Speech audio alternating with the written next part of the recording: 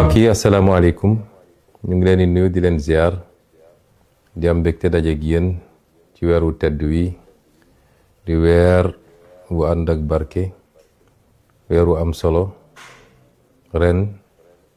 boroom gëm-gëm yépp muy diiney islam ak diiney chrétien bokk daje si yàlla ñu ko yàlla nangul ñu lépp luñ ci def ci jaamu yàlla jéggal ñu bàkkaar yi wàcc barke gi ci suñu réew wàcce ko ci àdduna ñoo sàkkoon waxtaan wi génn muy concept bu bees di concept boo xam ne bi ñu toogee xoolaat gis ni yitte la ci militants yi yitte la ci sympathisants yi ñuy jokkook ñun di wecceente ñun ci xew-xew ci parti bi xew-xew ci réew mi xew-xew ci àdduna moo taxoon bi ñu toogee ba xalaat ma proposé bureau bi ak cellule com ñu andi concept bi nga xam ne ci intervalle régulier dinañu permettre ñu jàkkaarloog yéen waxtaan ak yéen naam tournée nationale yi baax na waaye xam ngeen ni niveau de responsabilité yi ñu am de tout le temps la ñuy mën a def tournée rax ci dool yi nit tournée yi dafa localisé wu ci benn bërëb boo demee li ci ëpp préoccupation bërëb boobu ngay wax ñu gis nag ni léeg-léeg militants yi sympathisants yi ak Sénégalais yi de manière générale fu ne la ñuy jaar pour di essayer jokkook ñun pour mën a xam lan lañu xalaat ak lan mooy suñu gis-gis ak lan mooy suñuy tegtal ci situation yi nga xam ne léeg-léeg luy am la ndax société humaine ak situation ñoo ànd moo taxoon nag ñu xalaat concept bi muy concept bu simple ndax jamono numérique la ñu nekk jamono internet la ñu nekk li nga war a mën a def ci ay weeri weer wala ay at war nga mën nga ko def léeg-léeg ci benn clic ci gir gu karloog nit ñi kenn ku ne fi mu ne ñii ñi nga bitim réew ñi ngi ci biir réew mi fépp ci biir Sénégal ñu ne woon dañ ko defee noonu waxtaan ak bu ci kanamee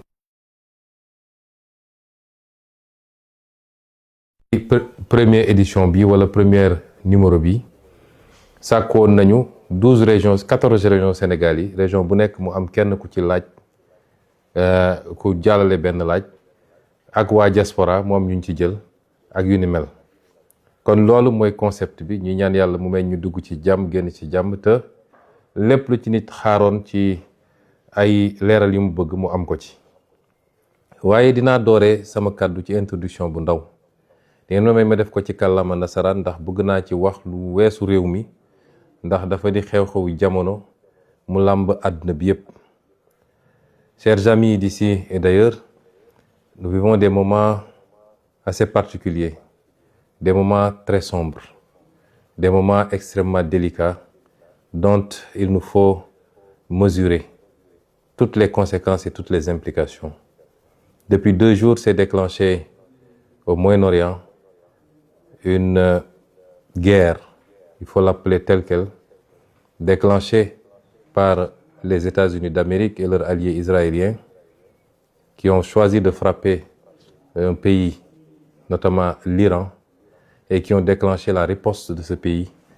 qui a embrasé toute la région du Golfe.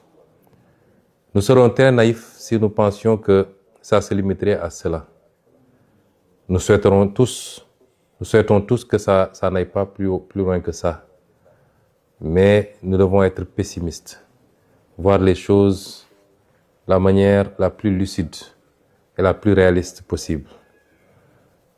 Des frappes ont été opérées, une réaction s'est déclenchée, qui peut entraîner d'autres réactions avec d'autres acteurs qui vont entrer dans le conflit et peut-être des ramifications qui dépasseront cette partie du monde. C'est déplorable parce qu'à la base, nous sommes dans une situation, depuis 1 an maintenant, nous sommes dans une situation de remplacement du contrat social mondial par un retour à l'état de nature, de liquidation du droit international, où un pays peut se donner le droit à tout moment de kidnapper des présidents,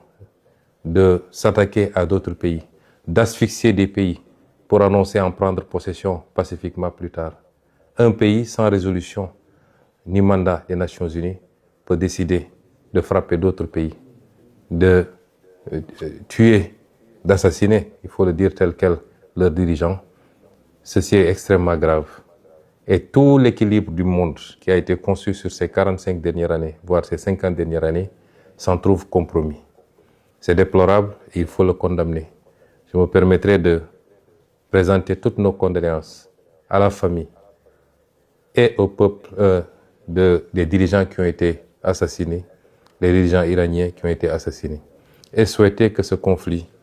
trouve une fin rapide pour le bien du monde. Il nous faut mesurer toutes les conséquences de ce conflit, qui dépasse le simple aspect militaire. Nous savons tous que aujourd'hui, le trafic autour du détroit d'Ormuz est compromis, et nous savons que minimum 40% ou 30% du pétrole mondial, des hydrocarbures mondiaux, passe par ce détroit. Les impacts sur le plan économique pour tous les pays, dont le Sénégal, dont la consommation en produits pétroliers dépend de ces trafics-là, les conséquences seront très importantes. Les conséquences de manière générale sur l'économie du monde seront très importantes, avec des impacts sur la mobilité des capitaux, sur l'investissement et les répercussions sur tous les autres produits de consommation. Parce que vous savez que tout tourne et tout tourne à partir de ces produits d'hydrocarbures, pratiquement, les industries, l'économie, tout. Et donc, même les produits de consommation courante, notamment les produits alimentaires, les denrées alimentaires, tous les autres produits s'en trouveront impactés. Et tout ça par une décision unilatérale d'un pays tout puissant soit-il,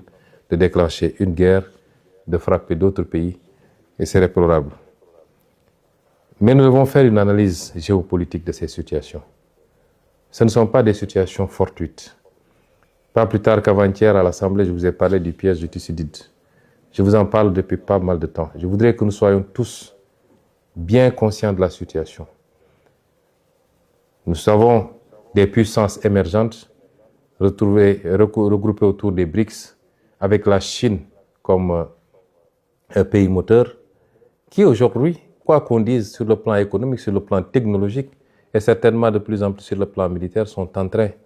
non seulement de rattraper tout le retard, mais de prendre le dessus sur le vieux monde occidental, avec en tête de file les États-Unis d'Amérique.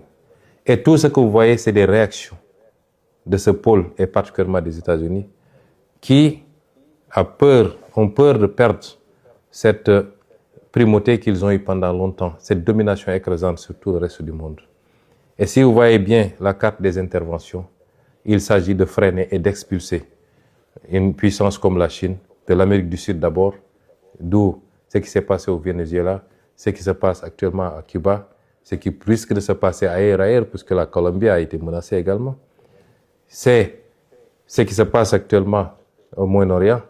où il faut couper effectivement toutes les connexions de ces pays avec la Chine, avec la Russie et peut-être avec d'autres pays des BRICS, et leur approvisionnement en produits d'hydrocarbures.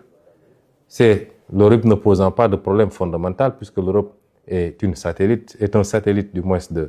des États-Unis dans ce bloc occidental.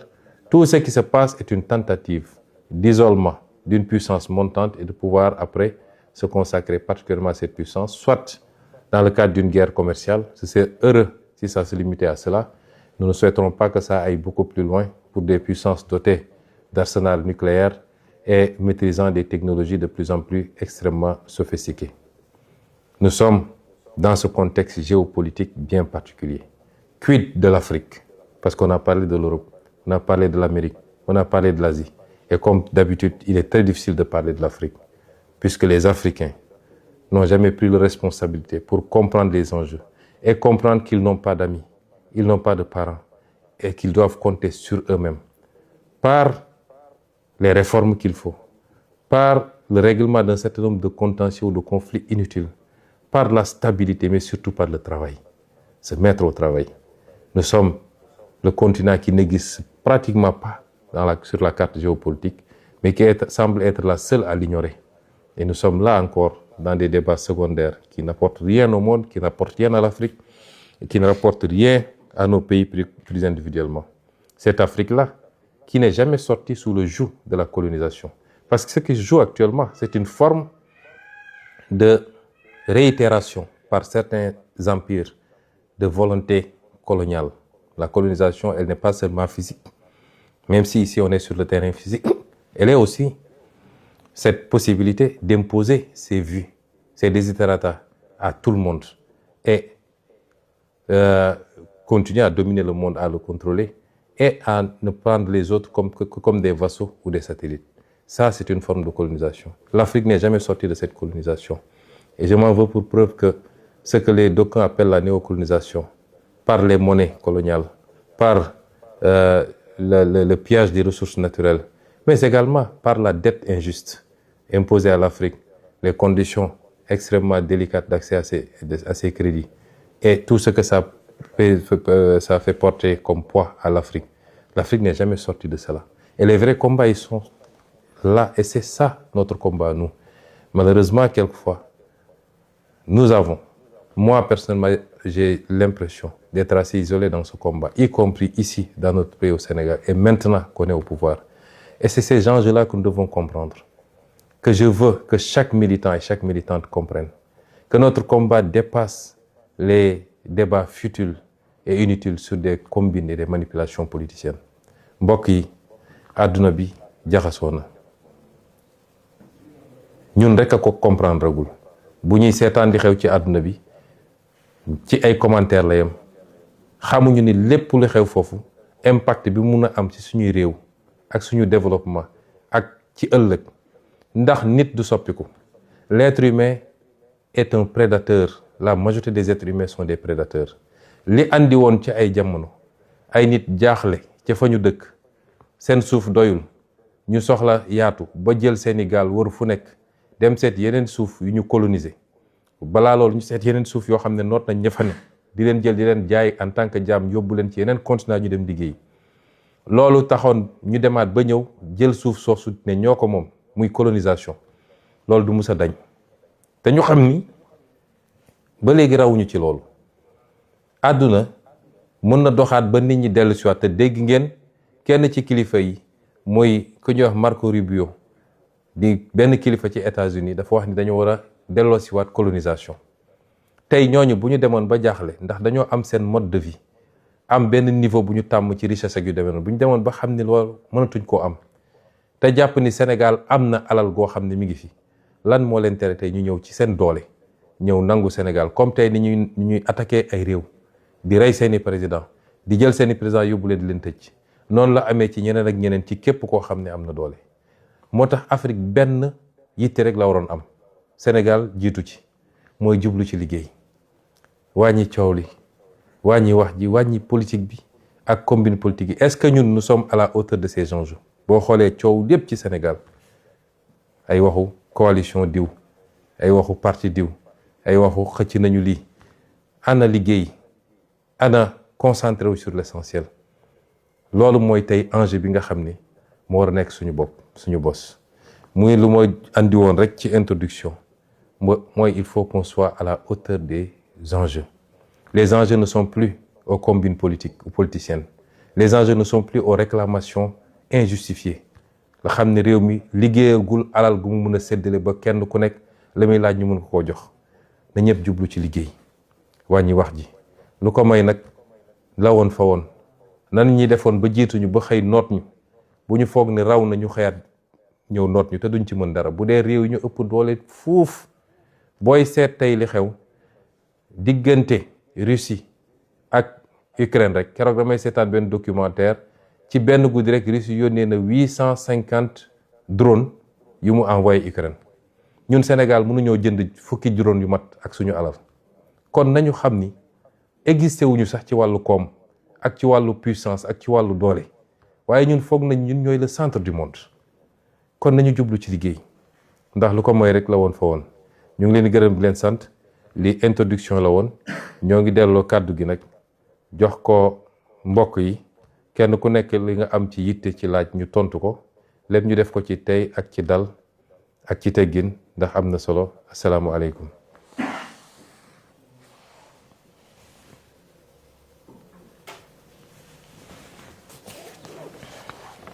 Bonjour tout le monde. Je m'appelle Léna Ngom, Pastef Kédougou. Monsieur le Président Ousmane Sonko, nous constatons actuellement un climat tendu au sein du Pastef. Quelle est votre position à ce sujet et quel conseil donneriez-vous aux militants quant à la posture adoptée face à cette situation?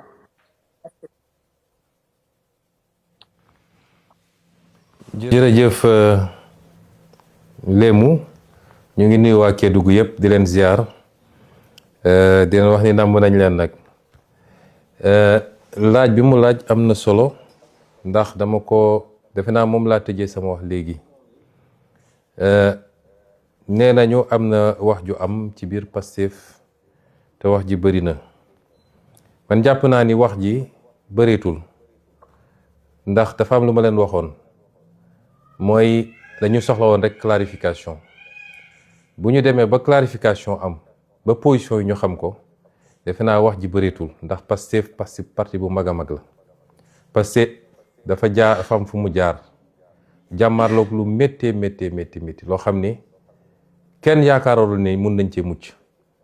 ndax li ñu jàmmaarlool dootuñu jàmmaarloog lu mel noonu ñi fi nekkoon dañoo yoroon nguur yor appareil politique bu mag yor coalition bu mag daal di fexe ba pouvoir bi yépp ñu tënk ko téye ko di leen defloo muy FDS wala leen ci FDS yi muy justice bi muy administration bi muy ñépp nekkoon à leur disposition ñu ànd ceeg dëgër ak soxor goo xam ne defe naa dootuñu ko gis ci àdduna ma yàgg leen wax ci jamono jooju ne bu soobee yàlla dinañu rawale projet bi bu soobee yàlla dinañ ko jàllale bu ñu demoon ba gàllankoor Ousmane Sonko du tey bu soobee yàlla ñu jàllale projet parce que liggéey nañu lu tax askan wi may ñu loolu te gëm naa nit yàlla du seetaan tey foofu la ñu toll kon nguur man bëgguma temb nguur ndax dafay renvoyer toujours à la jouissance waaye pouvoir dafa am lu mu ànd ak pouvoir dafa ànd ak fitna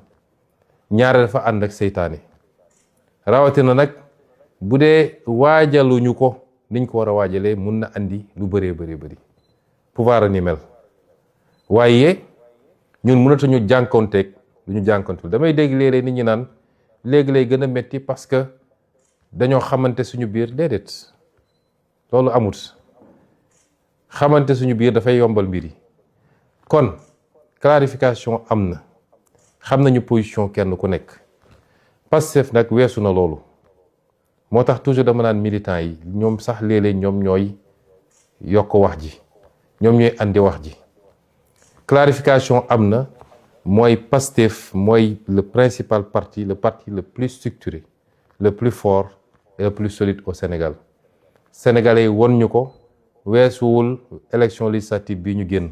Pastef demal boppam yàlla jox ko lim ko jox jaarale ko ci sénégalais yi te loolu dañu fi ba léegi day yokk rek bu dee nag ci suñu biir ñëw nañu ba egg ci nguur mu am wuute ci gis-gis dañ koy delloo ci ëttu parti bi parce que parti bi dafa am ay charte am ay règles am nu muy fonctionner am lu mu jaayanteeg sénégalais yi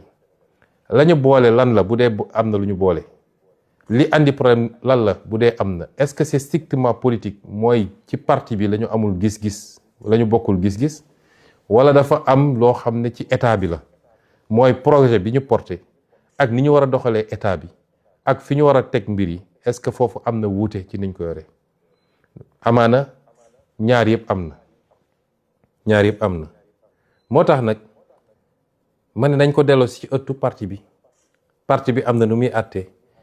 parti bi noonu muy àttee nag responsabilité am dina ko jël ba mu mat sëkk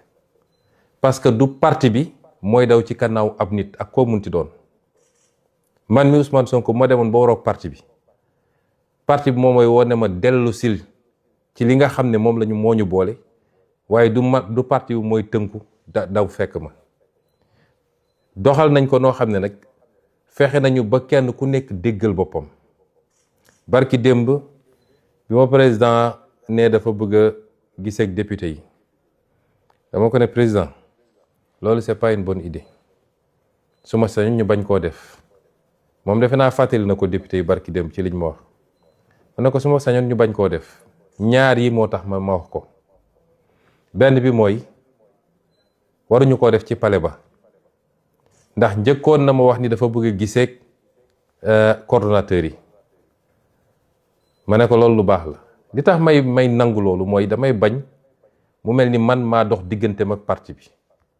ndax moom président Diomaye mënul giseeg waa parti bi lu dul man joxe naa sama accord parce que ci wàllu parti bi man maay kilifa parti bi ci wàllu état moom mooy kilifa état bi am na loo xam ne mënuma ko ci état lu dul moom nangu na ko am na loo xam moom mënu ko ci parti bi lu dul man nangu naa ko mais su ma ko nee déedéet te bañ ci day mel ni damaa dox digganteem ak parti bi ma ne ko d'accord loolu baax na mu njëkk a gisee coordonnateurs yi ma dem fa lekk fa tàndarma ak ñoom parce que man teewe waxtaan bi musuma koo yéene jàpp naa ni baax na ma bàyyi ko moom ak waa parti bi mu wax ñu dégg ñoom ñu wax mu dégg moo tax man waxtaan bi ci boppam dama noon duma ko teewee waaye comme ndogu la ñu invité dinaa ñëw naan café lekk tàndarma bàyyi leen ñu yeggali seen waxtaan bu dee yeggaliwuñu mu def ko coordonnateurs yi bi ñu génnee ci waxtaan bi li ma ci dégg ci ay remontées amoon na ci ñu ci génn ak incompréhension wala sax déception bi ma waxee bu député yi ma ne ko ñaar moo tax ma jàpp ni mën nga koo bañ a def bu njëkk bi mooy ñun de dañ doon wax ni bëgguñu transformer palais de la République en siège du parti politique kon mun nga dem Azalaï wala beneen hôtel teeru bi wala feneen nga loué fa ngeen def ko fa muy benn ñaareel bi mooy bu dee li nga yàgg répété moom ngay waxaat ak ñoom mën na koo bañ a jar parce que député yi xam naa leen ñoo ëpp liberté te assemblée nationale dafay former nit politiquement di nga gis koo xam ne ku sedd la woon sax mais bu demee assemblée def fa diir rek politiquement da koy former mu xam liberté jàng li ñuy wax joute politique mooy wax nu mu tudd jëflante ci politique wax ñu tontu la nga waxaat te buñ fa demee wax ji demee neen ku ne dem bu génnee it dina sentir responsabilité wala rendre compte militants yi ak sénégalais yi te it wax yooyu jaratu ko léegi clarification am na kenn ku ne na dem ba jàpp ni jàpp naa ne lii yoon la wala lii du yoon mën naa ko defaraat mais dajewaat pour répéter les mêmes choses muy yeewaat yeneen yi jaru ko mu insister ne moom il tient à les rencontrer te comme ndogu lay invité nit ku nekk fa nga dëkk ngay invité ndogu te moom palais la dëkk kon suy invité palais lay invité ma ne kon jarul may bañ ma ngoñ ci bañ bi parce que day mel ni damaa bëgg a dox digganteem ak parti bi ma bàyyi mu dem ñu dem toog waxtaan loolu permettre na tey nit ñi xam nañ ni mbir mi du mbir diggante Ousmane ak Diomaye déedéet diggante parti bi ñuy wax Pastef la dans sa totalité mën na am ay benn yuy essayer jouer yenn jeu yi dégg naa kenn benn député naan ay bu ñu déclenché ay confrontation fii confrontation amu fi double jeu la nit ñi war a bàyyi confrontation amu fi Pastef mënul confronté wu ak benn nit boo xam ne militant la ci parti bi te loolu la woote wu mënul ne donc confrontation amu fi mais baax na nit ñi xam ni bi ma njëkkee wax ñu bëri jàpp nañ ni am na ñu ma ci mere woon sax mais man xamoon naa lu kenn xamut gisoon naa lu gars yi gisut te loolu it ma ciy wax ak militants yi nañ ñu wóolu léeg-léeg nga nit jàpp ni Ousmane ma ngay nelaw gaa yaa ngi def ay affaire moom yéegul amul lu fi xew te yéeguma bu ngeen àndeek man nag ñu am fu ñu jaar mu métti woon lool ma digoon leen ni bu soobee yàlla dinañu jàll ba yàlla jàll lañu tey ngeen ñu war a gën a wóolu xam nañu lépp xam nañ ko déet yàlla rek a xam lépp sax waaye la ñu xam bëri na lu fi yëngu xam nañ ko waaye dafa am lu ñuy doxalee mbir yi moo tax ma ne leen coow li léeg-léeg Pastef moo koy yëkkati jaru ko léeg-léeg Pastef dañuy xaw a li tubaab di wax free la lu yëngatu rek benn waaye jóge fële wax benn wax rek waa Pastef yëpp riirandoo chaque jour may leen baleen loolu àndi leen ak tey ak dal ngeen nekk ci liggéey bi loolu moo am solo nekk ci liggéey bi nga xam ne li ma génne temps yële directive ma génne am lu ma santaane gis naa ni sax yéen a ngi ci yokk leen ko nekk leen ci loolu gis nga politique en politique y a pas de miracle la politique ne ment pas loo liggéey rek ngay jotaat yàlla may nañu lu dëgër waaye dañ fee bëgg a nekk nu mu gën a yàggee li ma leen di sant mooy nekk leen ci liggéey bi la ca des bàyyi leen ko mu dox ni mu war a doxee luñ ci jar a wax rek dinaa leen ko wax ba mu mat sëkk. man awma ay nëbatu yu dul jeex loolu mooy ñi jàpp nañ ni sax défaut la ci man waaye lu jaruta wax tim bu leen ci wax ngeen xam ni tey dañoo boole fonction politique ak di gérer état loolu dafa am nuñ koy boolee liggéey ko kon ñu ngi lay gërëm di la sant ci sa laaj bi di dalal ñëpp ni Pastef amul problème tey la Pastef gën a dëgër tey la gën a am doole Pastef bu dee li fi nekkoon ak li fi dajeeb ci opposition ñoo ko jaaxalut wax dëgg yàlla du ay waxu coalition moo koy jaaxal ñun ñoo leen di jox sax léeg-léeg di xale yi naan ñun ñoo leen di jox buzz di ci wax loo xam ne jaru ko kon ñu jël ñaareelu question bi.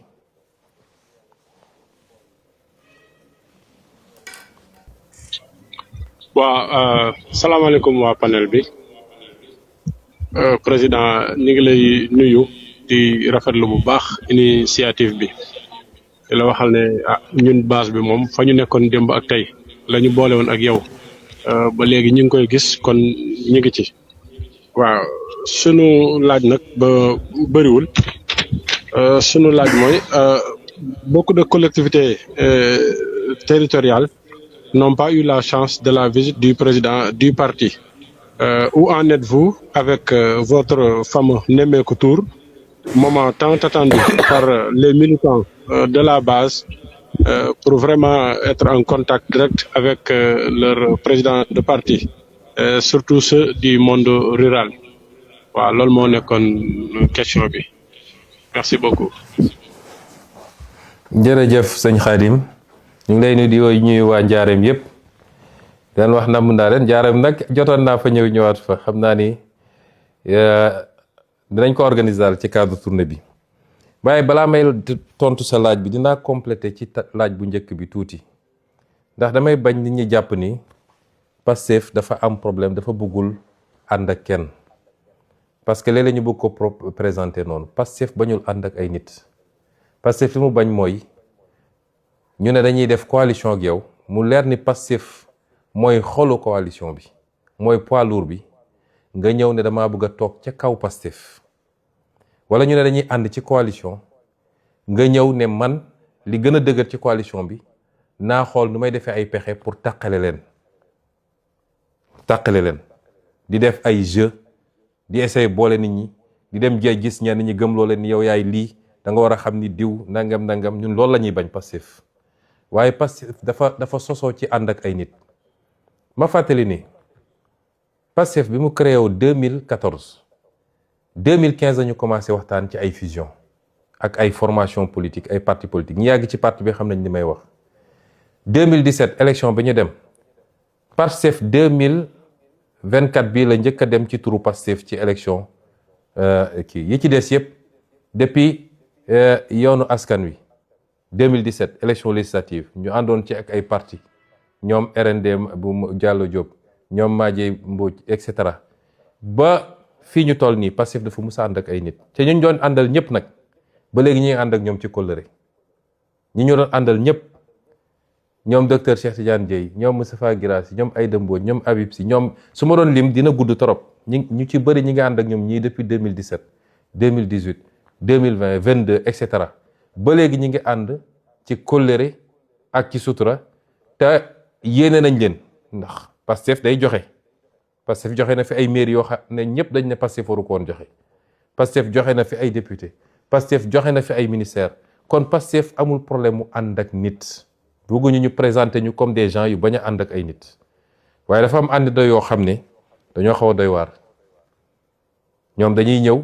jàpp ni li gën a duuf ci nag bi ñoom ñoo ko war a jël wala ñëw ne mbir mi dinaa fexe ba tas ko fexe ba tàqale nit ñi tafu nag fi ma war a tafu pour ñu jox ma la ñeneen ñi waroon jël li neen ñi liggéey ay ati at ba sonn ci ñun ñooñu la ñu bañ kon ñu leeral loolu parce que bëgguñu sénégalais jàpp ni parce que dafa war a bañ a ànd ñun ñi ñu yàgg àndal musuñu am problème ñu société coow li yëpp ñi ñëw 2024 ci élection présidentielle la ñi nga xam ne 2024 bi affaire bi demee ba ñor ñu ñëw à 95% coow li yëpp ci ñooñu la waaye suñu àndoo yàgg yi déggoo ci coow kon loolu ma leeral ko doog a continuer ci laaj bi nga laaj sëñ Khadim tournée yi dinañ ko continuer mais en tenant compte aussi situation yi ñuy dund parce que tey responsabilité yi diis na nañ daan def nga xam ne mënoon nga jël semaine lëmb 10 jours ne maa ngi def nemmeeku tour département de Mbour wala département de Tivaouane loolu dina jafe léegi boo seetee démarré nañ ko keroog Guinguinéo waaye dañoo fexe ba jël week-end bi fajaru samedi 11h fekk ñu fa ñu def ba dimanche ci ngoon ñu ñibbisi dinañ ko continuer ci noonu suñu yéene mooy def Sénégal yëpp te doore ko ci département yi nga xam ne jotuñu fa woon dem ndax am na fu ñu jot a teg tànk am na fu ñu jot a teg tànk donc ñu fexe ba ñu dem ci département yooyu incha allah waaye dinañu continuer nemmeeku tur gi ndax yitte la ci ñun waaye yitte la ci sénégalais yi namm nañu di ñu gis di waxtaan ak ñun nit namm nañ di jaxasoog ñoom parce que man dama gëm ni kuy def politique rek jaxasoog nit ñi mooy sa farata mooy sa warteef waaye def politique ci tëju si bureau wala keroog bi ñu la falee lañ la gëj a gis man giseewu mu noonu politique mu neex mu naqari demal jaxasoog nit ñi déglu leen waxtaan ak ñoom expliquer leen aussi jox leen ay arguments yoo xam ne amuñu ko woon kon nañ continuer nemmeeku tuur yi incha allah te njaareem dina am wàllam ci lu yàggul bu soobee yàlla kon ñu jël question bi ci tegu. asalaamaaleykum président Ousmane Sonko maa ngi doon laajte ba xam qu'est-ce que le parti envisage par rapport à création d'autres mouvements comme mouvement bu mel ni doomu jàngu bi merci beaucoup. Thérèse Diamé ban département la. département Dakar excusez-moi. Dakar jërëjëf Thérèse ñu ngi nuyu waa département Dakar yëpp di leen ziare di leen gën a soññati ndax Dakar moom Sénégal fépp am solo mais Dakar mooy suñu capitale donc département bi am na solo gis nañ nag liggéey bu am solo bi ngeen ciy def sous la coordination de votre coordinateur monsieur le maire Abbas Fall dinañ leen continuer appuyer ndax Dakar moom c'est stratégique, c'est dans notre escarcelle, il faut que mu des ci le plus longtemps possible ñu mën a jokkale action état ak action locale action centrale ak action locale mu jur résultat yi nga xam ne moom la ñu bëgg. laaj bi nag am na solo parce que parti bi ay mouvement niñ ko structuré dafa am bureau national bi ay secrétariat la ak ay mouvement am nag organisation horizontale bi à la base muy coordination yi ak section yi mouvement yooyu nag texte parti bi dafa wax naka la ñuy créer mouvement ci parti bi dafa am un processus bu ñuy jaar pour la validation des mouvements may rafetlu nag di am mbégte lool bi ma yégee nii am na benn mouvement boo xam ne ci jàngu bi la ni mu amee mouvement doomu daara bi jàngu bi nga xam ne kenn ëppalew ko ci parti bi Pastef dès ses débuts obédience yëpp dañoo ñëw def ko seen affaire bopp ndax Pastef affaire patrie bi la patrie nag n'appartient à aucune religion n'appartient à aucune ethnie n'appartient à aucune région c'est la patrie de tout le monde ñëpp yem ci nag ñëpp tolloo ci moo tax képp ku bëgg a gérer patrie bi da nga war a fexe ba représenter ñëpp ci patrie boobu mus naa toog di waxtaan ak monseigneur ci année 2021-22 je crois ñuy waxtaan et on parlait justement de l'engagement politique de personnes issues de la communauté catholique ñu ciy waxtaan lu bëri ma jàpp ni dañu war a gën a safal engagement bi donte nag parti bi am na ci ñu doy waar ñu dëgër mun naa citer ñoom Toussaint ñoom Marie Rose ñeneen ak ñeneen bëri nañu ñoom Justin ba ci nag sama préféré nag ndax mooy tàkkal fépp nag ci Sénégal muy Jean Michel waaye dañ ko war a gën a yokk et muy ci responsabilité yi ñuy exercer en tant que ñu yor état mais également muy ci taxawaay bi ci biir parti bi moo tax bi ma yégee loolu dama am sama xol dafa sedd bi ma gisee keroog bi ñuy def le meeting du 8 novembre bi ñuy ñaan foofa jullit ñi ñëw ñaan doomu daara yi doomu jàngu bi ñëw def ñaan dafa seddal suñu xol te loolu yëpp yàlla nangu na ko ndax gis nañ meeting ba defe naa meeting bu mel noonu musul am Sénégal kon mouvement yooyu yëpp dañu war a xool nuñ koy restructurer bu jaaree ci circuit bi mbir mi jaar parce que texte parti bi moo ko organisé sànq dama waxtaan ne war nañu xool peut-être ñu am parce que réew mi tam réew mu laïc la mooy lépp lu ñuy def dañu war a sàmmonteeg bañ a wone féete ci diine yi noonu lañ ko war a defee ci parti bi comme ni mu amee ci état bi mun nañu xool nu ñuy defee benn mouvement bu mag boo xam ne mouvement buy jublu ci les valeurs culturelles sociales sociologiques du pays lay doon ci biir nag mun na am section doomu daara yi section doomu jàngu bi ëllëg beneen section bu waree am lépp dem rek ci lu jëm ci valeurs yi nga xam ne moo cimenté suñu réew loolu defe naa mun nañ ci liggéey et mun ngeen jege Ayib Daffé mu gën leen orienté ci processus bi nga xam ne moom la statut parti bi prévoir pour ñu mun a taxawal mouvement bu nekk ñu yeggali liggéey bi ngeen xam ne sumb ngeen ko di leen ci félicité di leen ci jaajëfal bu baax a baax kon ñu jël question bi ci tegu. Président. yooyu Kassé ñu ngi lay dégg bu baax. waaw dama doon laaj rek ndax sa communication ak la région de Ziguinchor ndax moo ngi am ci base bi bu fekkee moo ngi am au niveau de la base ndax moo ngi jaar à la voie hiérarchique bu fekkee loolu am na alhamdulilah bu fekkee amul lan moo ko gàllankooral parce que dañuy faral di gis ku tëb dal rek naan président woo na ma président wax na ma président woo na ma président wax na ma finalement munuñu am canal bi nga xamante ne dinañ fa jot ay waxu président géej nañ la gis lool mais nag day baax ñu lay dégg bu fekkee tamit dañ lay dégg si yan canal lay jaar loolu moo newoon sama question. jërëjëf Kassé question bi nga posé donte da nga ko posé spécifiquement à Ziguinchor mais dama jàpp ni question bu gën a yaatu la di nga ma permettre c'est une très bonne question bu may permettre de manière générale ma leeral comment on fonctionne dans le parti. Ziguinchor nag c'est vrai gëj naa fa xaw naa fa gëj te li ma tënk xam ngeen ko mais am naa yéene ñëw fa ci fan yi xam naa ni ñaan naa yàlla balaa koor gi di jeex daal ma ñëw ziar si seet mbokk yi même su dul cadre politique mais dinañ fa ñëw te dinañu gën a organiser gën a teew Ziguinchor waaye yéen xam ngeen ni yàlla dafa am lu mu def ñu nangu ko di ko sant bu baax a baax mooy suñu leadership aussi du leadership bu région du leadership bu département leadership national la ma jiite parti boo xam ne parti national la Matam Kédougou Ziguinchor ak feneen lépp man dama ko tollale yemale ko donte nag su dee Ziguinchor sama cosaan la dinaa leen jox de temps en temps ay coup de pouce ni ma ko mënee mais ci wàllu ni may gérer parti bi je ne communique pas plus avec Ziguinchor qu'avec Koumpentoum ou avec et cetera parti bi nu mu bindoo mooy du man maay communiquer directement ak base bi loolu bi ñu créé parti bi la ñu teg règle yooyu loolu tax parti bi am poste président am poste secrétaire général loolu raar na léeg-léeg parti yi dañuy am poste président wala poste secrétaire général bi ñu créé parti bi dañu ne man dama ne bugguma nekk président parti boo xam ne day xëy di administrer parti au jour le jour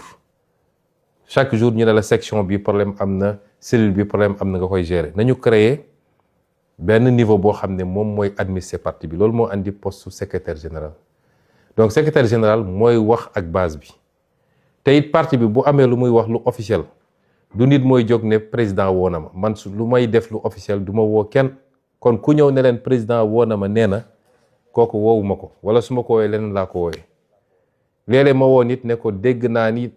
ci base bi dañuy wax ni da nga ne man maa lay woo maa lay wax li man sequma ak loolu kenn su parti bi jëlee décision le secrétaire général du parti mooy woo les coordonnateurs ne leen parti bi jël na décision bi coordonnateurs yi woo ñi nga xam ne ñooy jiite section yi ñooñu wax ak waa cellule bi c'est ça la chaîne de transmission dans le parti kon ma profité leeral ko mën naa am nag relation personnelle ak nit parce que nit yoo gis ñu ànd rek groupe bu nekk rek dina am ay affinité mun na am relation personnelle ak nit léeg-léeg relation yooyu jiitu na sax suñu engagement en politique mais tekkiwul ni ci la ñuy liggéey ci parti bi su parti bi amee lu muy jàllale ci base bi damay woo kenn de manière informelle di ko wax déedéet ça ne marche pas comme ça kon ma dajal seen xel ni à chaque fois que le parti a pris des décisions mu war a jàll am na canal yu muy jaar te Ziguinchor ak Sédhiou ak Dakar ak feneen ñoo ci yem même canal bi lay doon léeg-léeg nag quand je veux parler moi je peux faire des conférences call avec les coordonnateurs mais boobaa coordonnateurs yëpp ay dugg wala ma def ko ak les sections il y a quelques mois def naa avec toutes les sections presque sur 555 il y avait peut-être 480 sections yoo xam ne ils étaient présents ma wax li may wax président section yi dégg ko ñun noonu la ñuy fonctionner kon question bi am na solo parce que ça permet ñu clarifier ba kenn ku ñëw ne man président woo na ma lii la ma wax lu bokkul ak lu jaar ci canal officiel bi ngeen xam ni loolu demeewul noonu merci beaucoup ñu jël question bi ci tegu.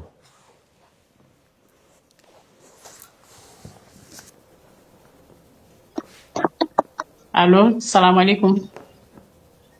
waaleykum salaam soxna Roxaya. man la soxna Khadijatou Ly. ah c'est Khady Ly de Kaolack. Khadijatou Ly département Nioro. Nioro waaw. maa ngi jégalu dama bëgg a ñëw ci carte du membre yi. laay laaj bala ñu ko génnee ci loxo yiñ koy teg. est-ce que dinañ xool bu baax ci loxo yiñ koy teg est-ce que taxawuñ beneen position boo xamante ni dañ koy teg ci seen loxo ba pare mu indi ko ci ko beneen côté bi damay laaj bés bu élection locale yi jotee tànn bi monsieur président Ousmane Sonko ndax yow yaa ñuy tànnal wa illaa ku nekk da ngay tànn sa commune ñaar yooyu laa doon laaj maa ngi jégalu bu baax di la ziar. jërëjëf soxna Khadijatou yéen nag waa Kaolack da ngeen def affaire kii tuuti ndax dañu ne woon kenn ku nekk benn question rek te yow jàllale nga ñaar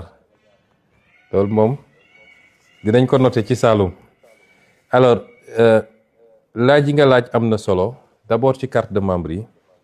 gannaaw bu ñu nuyoo waa Kaolack yëpp région Kaolack bi yëpp di leen ziar di leen gën a jaajëfal ci taxawaay bi ci yitte bi laaj yi nga laaj am na solo carte de membre yi annoncé woon nañu temps yi leen dañ ko commencé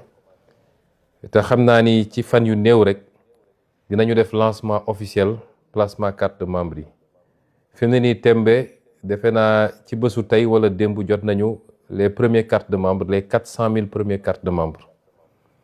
waxoon nañ leen ni 1 million la ñuy frappé jot nañu les 400 000 muy carte yoo xam ne nag man duma technicien ci yooyu ci affaire biométrie waaye carte yi nu mu bindoo ñun dañoo suñuy teewoo mooyoon fexe ba sécuriser carte de membre yi jóge ci tam am une base fiable boo xam ne du lu ñu mën a falsifier waaye mënuñoo am militant boo xam ne du militant fictif la aussi militant yëpp day doon militant yu réel la bu li may wax ni bu dee 2 militants nga am sax tam mu am militant bu réel moo gën nga ñëw ñu jox la base 1 million de militants te boo demee la ca ëpp du ay militants moo tax niñ ko defee am nañu carte bu nekk chaque carte digitale dafa comporter un numéro unique un numéro alphanumérique à 6 caractères boo xam ne moom mooy constituer l'identifiant du militant bu ne day am identifiant dafa am numéro bu koy identifier numéro bi c'est un numéro à 6 caractères carte bi ñu mun koo jënd plateforme bi ñu war a defar plateforme bi sur internet mi ngi tudd Pastef et moi nit mun na jënd carte de membre fi mu toog daal di commander ci internet def li mu war a def daal di am carte de membre am sous réserve de validation mun na dem ci daje am carte de membre donc mun nañ ko jënd en ligne virtuelle comme mun nga ko commander physiquement mun nga jënd physiquement ci sa section ak yeneen du ma ci sori parce que bu ñuy def lancement officiel bi ci fan yu néewutul dinañu techniciens yi ñoom ZAC nga xam ne ñoo ko defar dinañ ñëw ci détail yu carte yooyu mais muy carte yoo xam ne guléet lay doon ci Sénégal ñu sécuriser ko comme suñu carte d'identité nationale ñu ko sécuriser dégg naa nag ay nit naan dañoo bëgg a jaxase carte yi moo tax ñu def carte d'identité carte yooyu comme ça ñu mun koo jaxase carte électeur xam nga loolu mauvaise foi weesuwul loolu ndax fichier DAF ak carte électeur ak carte d'identité dafa mënul bokk ak lii jegantewuñu sax kenn ku ne na góorgóorlu dem moderniser sa parti ndax dañoo nekk à l'ère du numérique moo gën lu waay def nga toog di wax di essayer di ci essayer xëpp suuf. alors nuñ koy distribuer tamit dina am commission nationale bi y a une commission nationale de distribution des cartes am commission départementale am les commissions locales yi nga xam ne ñooy nekk ci biir communes yi dinañu nommer superviseur dans chaque département day am superviseur général am les commissaires noonu lañ koy fonctionner bu soobee yàlla suba convoqué naa bureau politique boo xam ne bu ñu liggéey ba ngoon dañuy ndogoondoo defaale réunion bureau politique parce que xam ngeen ni texte parti bi dafa ne bureau politique bi mooy fixer un certain nombre de choses ñaata la ñuy jaayee carte membre bi bureau politique bi moo koy fixer durée de validité bi est-ce que benn at lay doon wala ñaari at wala juróomi at loolu bureau politique bi moo koy fixer loolu la statut yi wax ak règlement intérieur bi ak clé de répartition yi selon les départements ak les régions astafurlah clé de répartition bi nga xam ne bu ñu jëlee carte de membre bi ne masalan 1000 lay jar ñaata mooy dem ci section bi ak ñaata mooy dem au niveau national loolu tam kii moo koy fixé bureau politique bi moo tax ma convoqué suba réunion bureau politique bi bu ñu paree loolu suba ci ngoon bu ñu paree parce que waxoon nañu ba jàpp li ñu war a fixé prix carte de membre bi fii ci Sénégal mu desoon suñu mbokk diaspora bi ma ne woon secrétaire général mu consulter leen ñoom joxe nañu ne ñoom mën nañu jënd carte bi nangam lu ëpp foofu liñ koy jëndee Sénégal ñu leen ciy remercier bu baax bu loolu weesoo nag suba bu ñu defee réunion ba valider loolu yëpp dinaa signer circulaire bi nga xam ne dinañ ko génne yéen ñëpp ngeen jot ci circulaire boobu commission nationale bi moom dinañ ko taxawal ndax man maa koy taxawal les commissions départementales ngeen jublu si rapidement dinañu organiser it benn ndaje bu mag boo xam ne ci la ñuy présenter maquette carte de membre yi expliquer fonctionnalité yi nekk ci carte de membre yi waaye ci même daje boobu bëgg naa ñu lancer aussi la construction du siège parce que parti bu mel ni Pastef dafa war a am siège yàlla na may ñu dox nañu ba am terrain bi ci suñuy affaire bopp boo xam ne dañ koo jënd du délibération buñ ñu jox du truc dañ koo jënd defar nañu plan architecture yu ba pare war a jublu ci taxawal siège boobu ba am fu ñuy daje ak fu ñuy defee suñuy réunion ak yu demee noonu maquette siège bi dinañ leen ko présenter lancer waale opération wu financement bi nga xam ne ci ñun la war a jóge ñu jublu ci defar siège bi également kon yooyu yëpp ñu ngi ci te liy jubluwaay bi mooy fexe ba carte de membre yi ñu joxe ci anam yu leer du ñu ne diw moo tee carte membre yi ñii far nañoo ak moom mu jox leen ñii faruñoo ak moom du leen jox loolu du am ci parti bi képp ku war bokk ci parti bi jaar fi nga war a jaar pour yor carte de membre dinañ la ko jox nga dem taxawal say cellule formaliser ko ànd nga ak àndoo man mii sax boo àndul ak man tam di militant parti bi am nga sañ-sañu jot say carte de membre dem placer kon loolu ñu ngi ciy liggéey ci anam yoo xam ne liñ ciy jublu mooy transparence ñu ngi leen di gërëm di ziar waa Kaolack jël question bi ci tegu.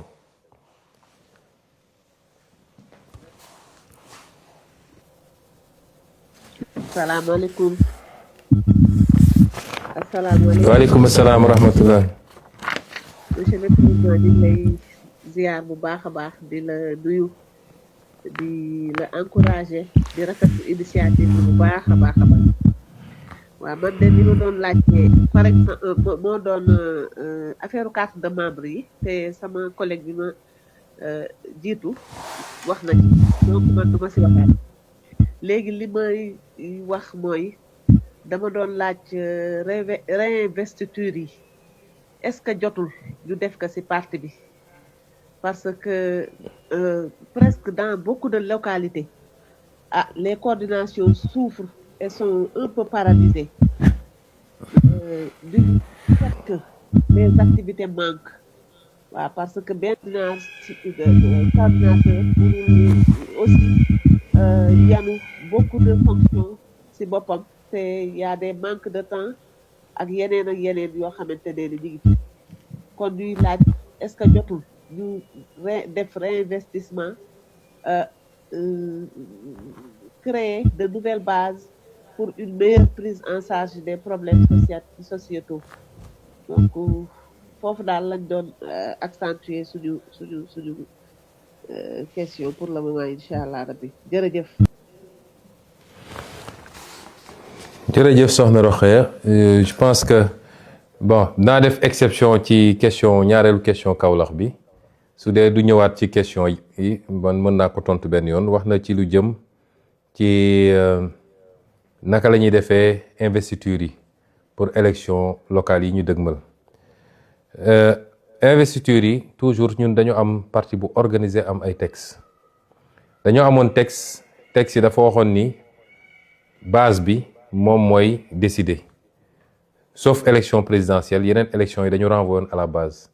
bi ñu changé texte yi ci jamono yële passé dañu génne parti boobu ci texte parti bi renvoyer ko ci benn charte des élections charte des élections bi nga xam ne dañ ko war a jël malheureusement jëlaguñu charte boobu waaye nañ ko finaliser rapidement mais ak lu munti amee ak lu munti demee démocratie boobu ñu defoon te mu jig ñu mooy bu élection jotee surtout élection locale ña dëkk ci gox ñoo gën a xam gox ka ñoo gën a xamante seen biir man mënuma toog fii ma nekk Ndakaaru naan damay forcer tànnal waa Ngaye Mékhé wala waa Thilmakha ne leen yéen diw mooy doon seen candidat loolu mënuma ko moo tax ñu ne dañ koy delloo ci base ba di ñaan nag base bi ñu jiital intérêt général nit ñi xamante nañu la ñu bëgg ci ñoom mooy ñu ut consensus parce que coowal candidature dafa bëri lu mu mun a yàq ci parti bi li ko tax a jóg du xëccoo ay poste li ko tax a jóg mooy réew mi baax te gëm naa ni yàgg nañu wone exemple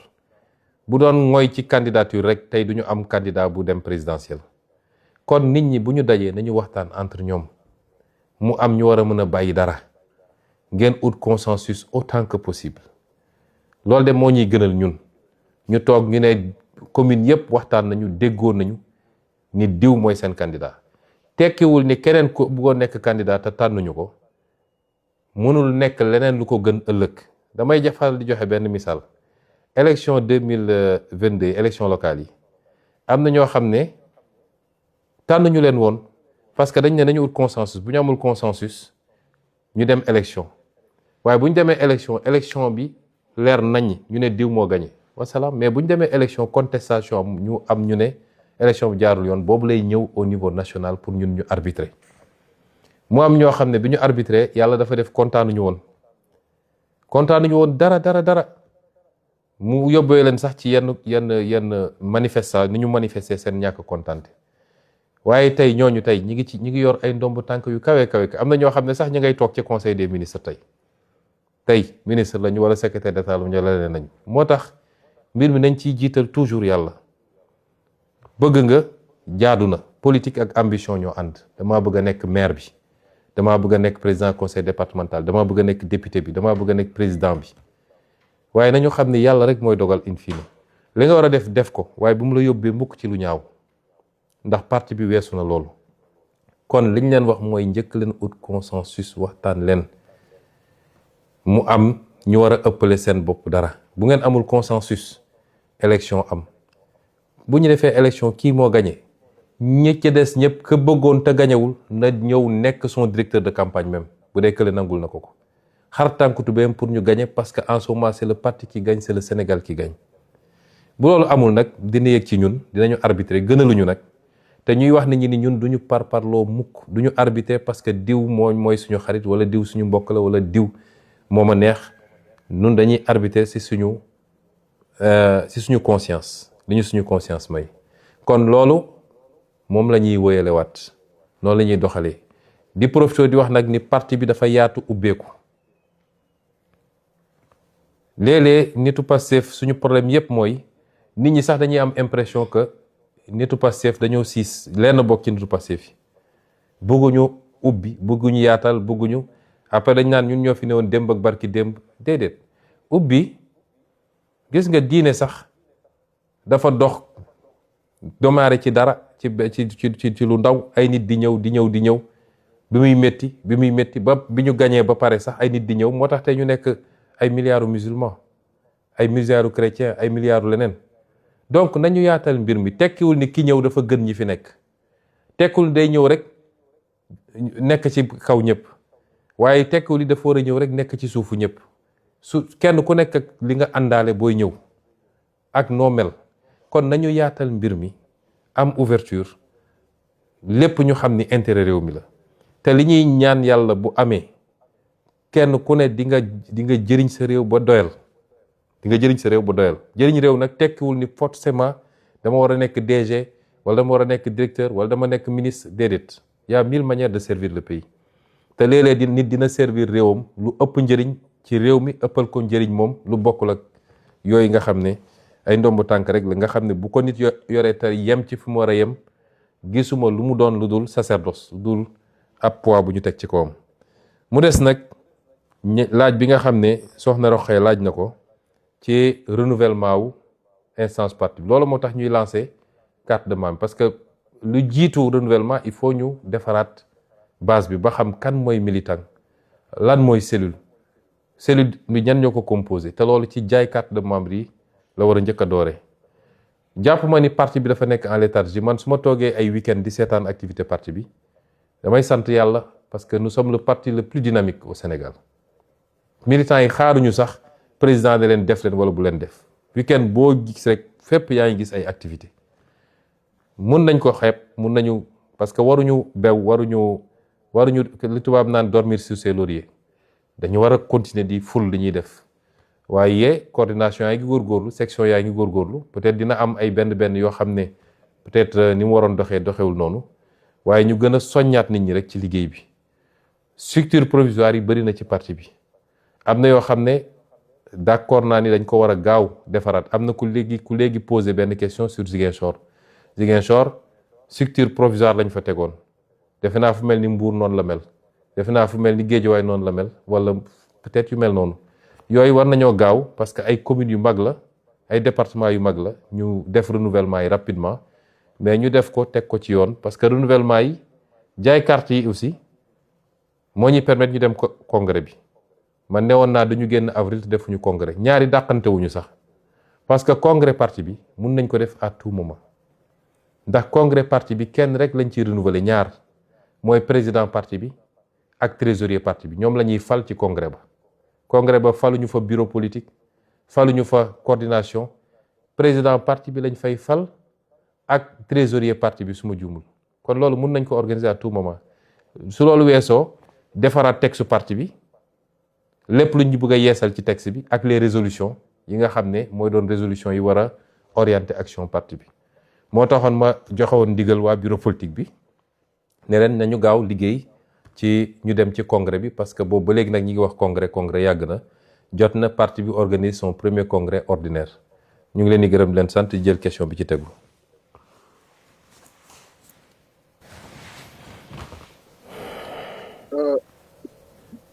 salaamaaleykum maa ngi nuyu militants ak sympathisants di nuyu le président Ousmane Sonko Bokar Thiam la Pastef Matam donc vraiment di rafetlu li nga xam ne opportunité bi nga xam ne le président Ousmane Sonko jox nañu ko ngir ñu mën a laaj mën a nekk laaj ak tontu sama laaj bi nag mooy gis nit ni Matam dafa nekk ci wàllum massification dañu gis ni Pastef dafay xaw a néew doole mooy laajte est-ce que am na ay orientation ak ay mesures yi nga xam ni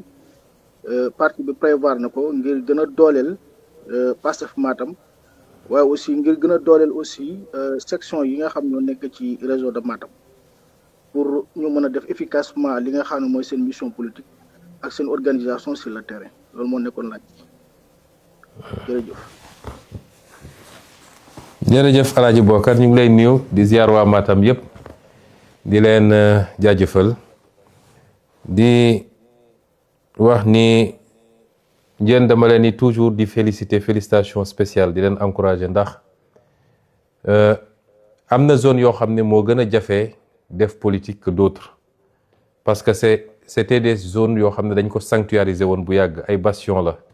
pour d'autres formations politiques loolu c'est des réalités dañ koy nangu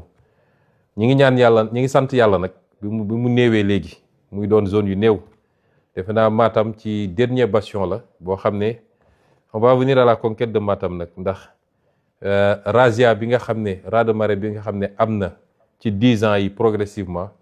amul benn zone du pays boo xam ne war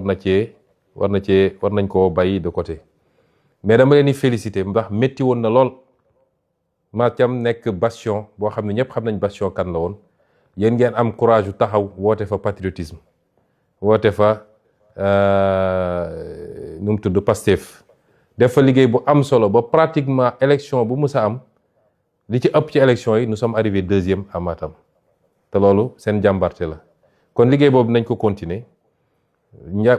Matam bokk na ci les gens ne prêtent pas attention mais bokk na ci fi ma gën a bëri tànk bi ñu commencé politique ak léegi ñëw naa fa ñëwaat fa def naa fa tournée def naa fa nu mu tudd bi ñuy def vacances citoyennes ñëw naa fa bi ñuy def ñëw naa fa tournée ñëw naa fa yeneen ak yeneen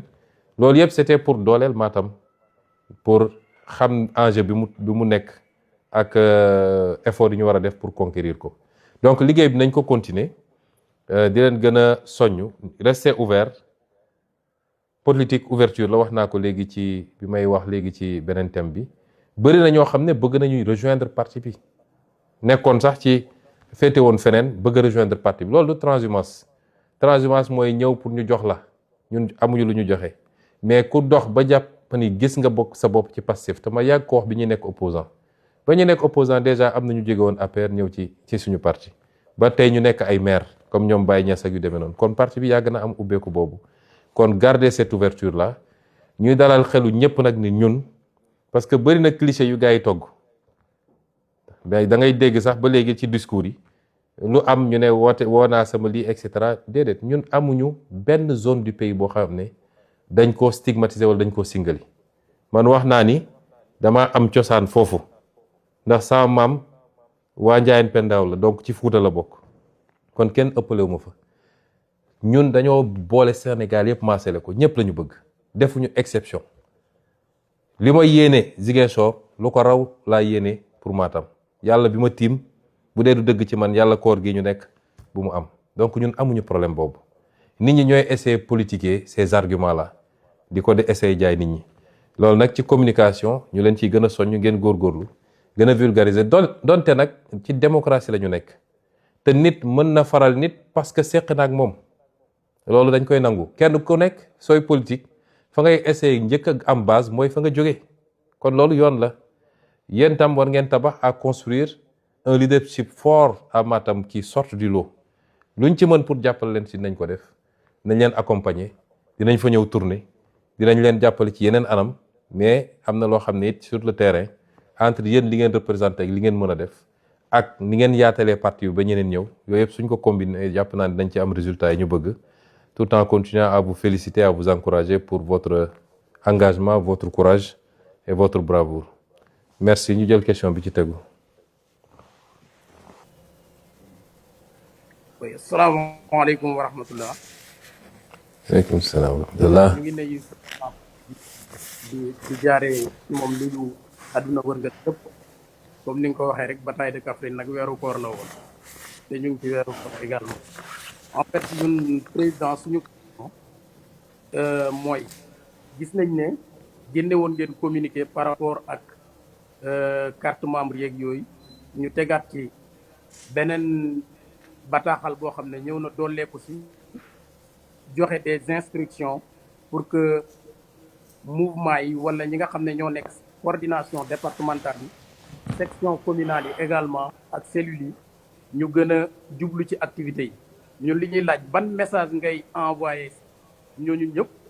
pour que nga gën leen di ñaax ci liggéey bi waaye it lan nga ñu mën a assurer comme ni ko suñu collègue bu Matam waxee léegi dëkk yi nga xam ne xawoon nañ fa am néew doole lan ngir la parti bi mun ñoo jàppalee ek pour que ñu gën a mën a def ay activités yu bëri wasalaamaaleykum wa rahmatullah. waaleykum salaam sëñ Diaw xam naa ni dañuy baral tontu yi régie bi man la ñu bëggoon wax ma baral tontu bi ñuy wax gars yi nañu gaaw question yi waaye dégg naa wax ji naa dañuy bañ ndog bi fekk ñu fii séeréer yi mer ci ñun li ñuy wax rek même politique bi la ñu appliquer pour tout le monde mooy base bi ni ñu leen di jàppalee ñoom ñëpp amuñu ci xaj ak seen kon lépp lu ñu mën a def pour doole leen donte nag Kaffrine wax dëgg yàlla boo ko comparé ak Matam def nañ fa benn remontada bu extraordinaire ba jàpp naa ni fi mu toll nii moom yéenay borom Kaffrine yéex naa ñëw waaye defe naa à partir de présidentielle bi législative bi yéen waa Kaffrine rattrapé ngeen un peu te noonu ngeen ko diggee woon bi ma ñëwee Kaffrine ci guddi koor googu dama leen ne est-ce que di ngeen continuer nekk à la traîne par rapport ak ce fortement mouvement bi am ngeen xale yëpp jëloon engagement ni kenn du dem bàyyi fay Kaffrine kon liggéey boobu dañ koy continuer ñu ngi leen di gën a encourager di leen gën a soññ di leen masawit wax leen ni vous avez tout notre soutien la ca war yëpp ci engagement ci formation ci mobilisation saa suñu tànk oyofee it ñu ñëw parce que ñun noonu lañ leen mën a dooleele xam nañ ni population yi dañuy bëgg di ñu gis di saafonteeg ñun te loolu saa yi fu ñu ko def ba jóge fa rek dina gën a dooleel ña fa nekk ci base bi di liggéey pour parti bi donc yëpp dinañ ci ànd di liggéey pour gën leen jàppale ci liggéey bi à la base kon la ca des nag mooy militants yi nañu jublu ci liggéey bi les enjeux sont énormes sama introduction dama wax ci enjeux yi débat politique bi c'est mineur par rapport ak enjeux yi dañu nekk ci dynamique gu reprise en main d'un pays wax ju bëri yëpp loolu la c'est-à-dire réew mu ñu doxalee ci benn anam bi pendant 60 ans nga ñëw ne dama koo bëgg a jubbanti foo jaar rek coow li bëri parce que ñi mu neexoon ci ñoom ci loo xam ne àndul ak intérêt réew mi foo jaar ñu essayer résister ci seen mënin ci désinformation ci seeni médias ci seeni pexe ci wër fu nekk wax essayer lu yëngatu ñu laxasu ci catégorie socio-professionnelle bu ne am naa lu ma naqari ñëw laxasu ci parce que seen intérêt mooy déstabilisation am instabilité totale du ñu mën a gouverner gi demee noonu loolu nag ñun jaaxaluñu moo tax yéen ñi nga xam ne nag yéen a ngànk affaire bi yéen ay ndeyu mbil gi le militant yéen la ñu bëgg ngeen bañ a topp divertissement boobu ku jóg rek posté benn affaire diw nii diw na le militants yi nekk ci suba ngoon di commenter non te loolu peut-être problème formation am na ci mais loolu dinañ ci ñëwaat ci yeneen anam kon li may digal militants yi mooy rester focus sur ce qu'on est en train de faire dans le gouvernement gën ko vulgariser rester focus sur directive yi ñu joxe dans le parti nekk ci base bi di liggéey au moment où tous les autres sont à Dakar en train de dormir parce que gisu leen kenn ci base bi ñiy góorgóorlu sax naan dañuy dem defi tournée bu ñu demee kenn du yëg ni tournée am na ndax kenn génnul te gàttanu leen kon ñi am potentiel boobu nekk leen ci loolu te bañ a topp divertissement yi ak distraction yi kon ñu jël question bi ci tegu.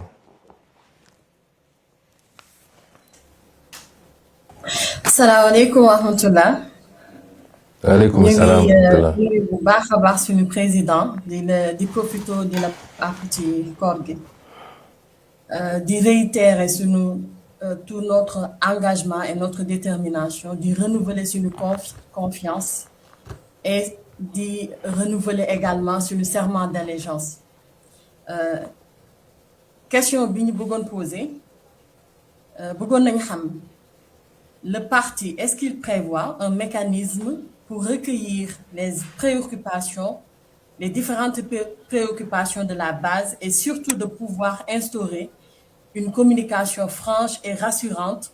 entre les responsables et les militants afin d'avoir un impact positif sur les sympathisants mais aussi sur le peuple sénégalais. di wax nag président amal nga bor boo xamante ne waa Thiès donc lépp loo maanaam mbir yëpp mën nañ la ko baal ba mu des bor boobu mooy nemmeeku tur bu mujj bi da ngeen ñëw ba Tiwaawan waa Thiès yëpp préparé wu di xaar ñu dagg ko fa donc ñuy ñaan yàlla mottali yéene boobu ba ñu mën na accueillir biir Thiès merci beaucoup président. jërëjëf madame Aw ñu ngi leen di gërëm di nuyu waa Thiès yëpp leen ziar.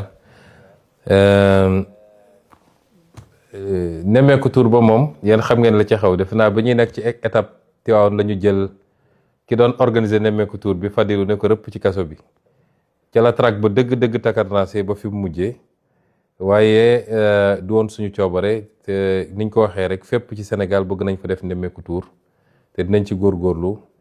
Thiès nag du priorité ndax Thiès duñ fa gëj te am ngeen ay atu yoo xam ne macha allah te jege na Ndakaaru saa ngeen ñu bëggee gis ñu alors que tey soo jëloon Goudiri wala nga jël Saraya wala yu demee noonu foofu la gën a jafe donc ñooñu la ñuy essayer njëkk a nemmeeku doog a ñëw nag ci kii bi communication bi li nga wax moo tax tey ma def lu mel nii parce que soo nee les responsables je crois que le premier responsable mooy man mii te xam naa ni léeg-léeg nit ñi dinañu xaw a jàmbat ñàkk a am possibilité communiquer directement ak ñun bu weesoo sama jëmm nag ñun instruction bi ñuy jox tout le temps les responsables mooy ñun rester collés pas seulement sax au parti mais aux populations de manière générale di waxtaan ak ñoom di leen dégg di leen déglu di leen expliquer li ñuy def parce que loolu mooy permettre tout le temps ñu am cette compréhension mutuelle bu ñuy permettre ñu mën a dérouler li ñuy dérouler en toute sérénité kon les mécanismes certes on va les améliorer mais je crois que ñu ngi def effort yu bëri pour communication bi te kenn ku nekk nag niveau bi nga toll ki jiite cellule dafa war a communiquer ak ñi nekk ci cellule bi ki jiite section noonu coordination ba ca kaw loolu la ñuy sant nit ñi tout le temps et dinañ ci gën a góorgóor gën ko formaliser parce que parti bi léegi dafa yàlla dañoo may nag ñu ngi koy sant yàlla parti bi dafa njaboot dafa yaatu kon ni nga ko doon gérer ba ngay nekk 2015 bokkul ak ni nga koy gérer bi nga nekkee ci jamono ji kon loolu dinañ ci gën a góorgóorlu bu baax a baax ñu leen di gërëm di jël question bi ci tegu.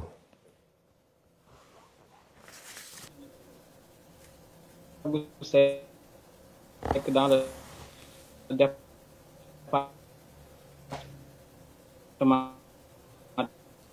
de Dagana commune de Mbane monsieur le président ñu ngi lay nuyu bu baax a baax di am contentement bu baax une question nag monsieur l'initiative afin de renforcer leur capacité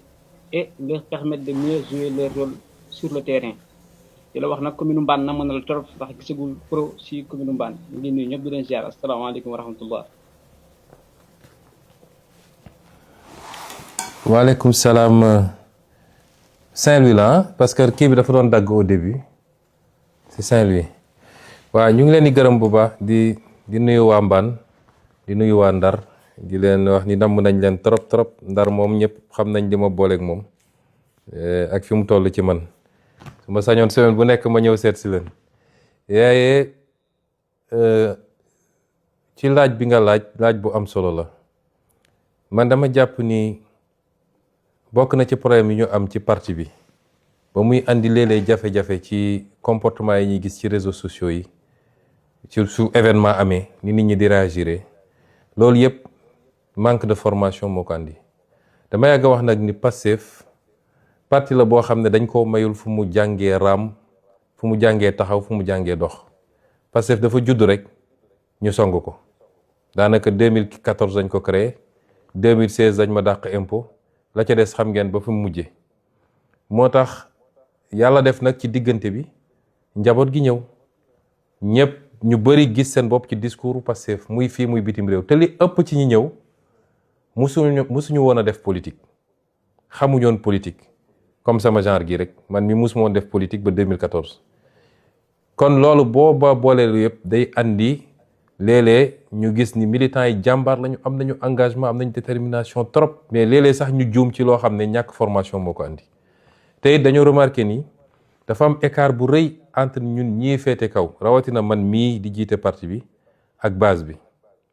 loolu nag suñ ko gaawul corriger rek mën na yàq lu bëri moo tax ñu joxe ndigal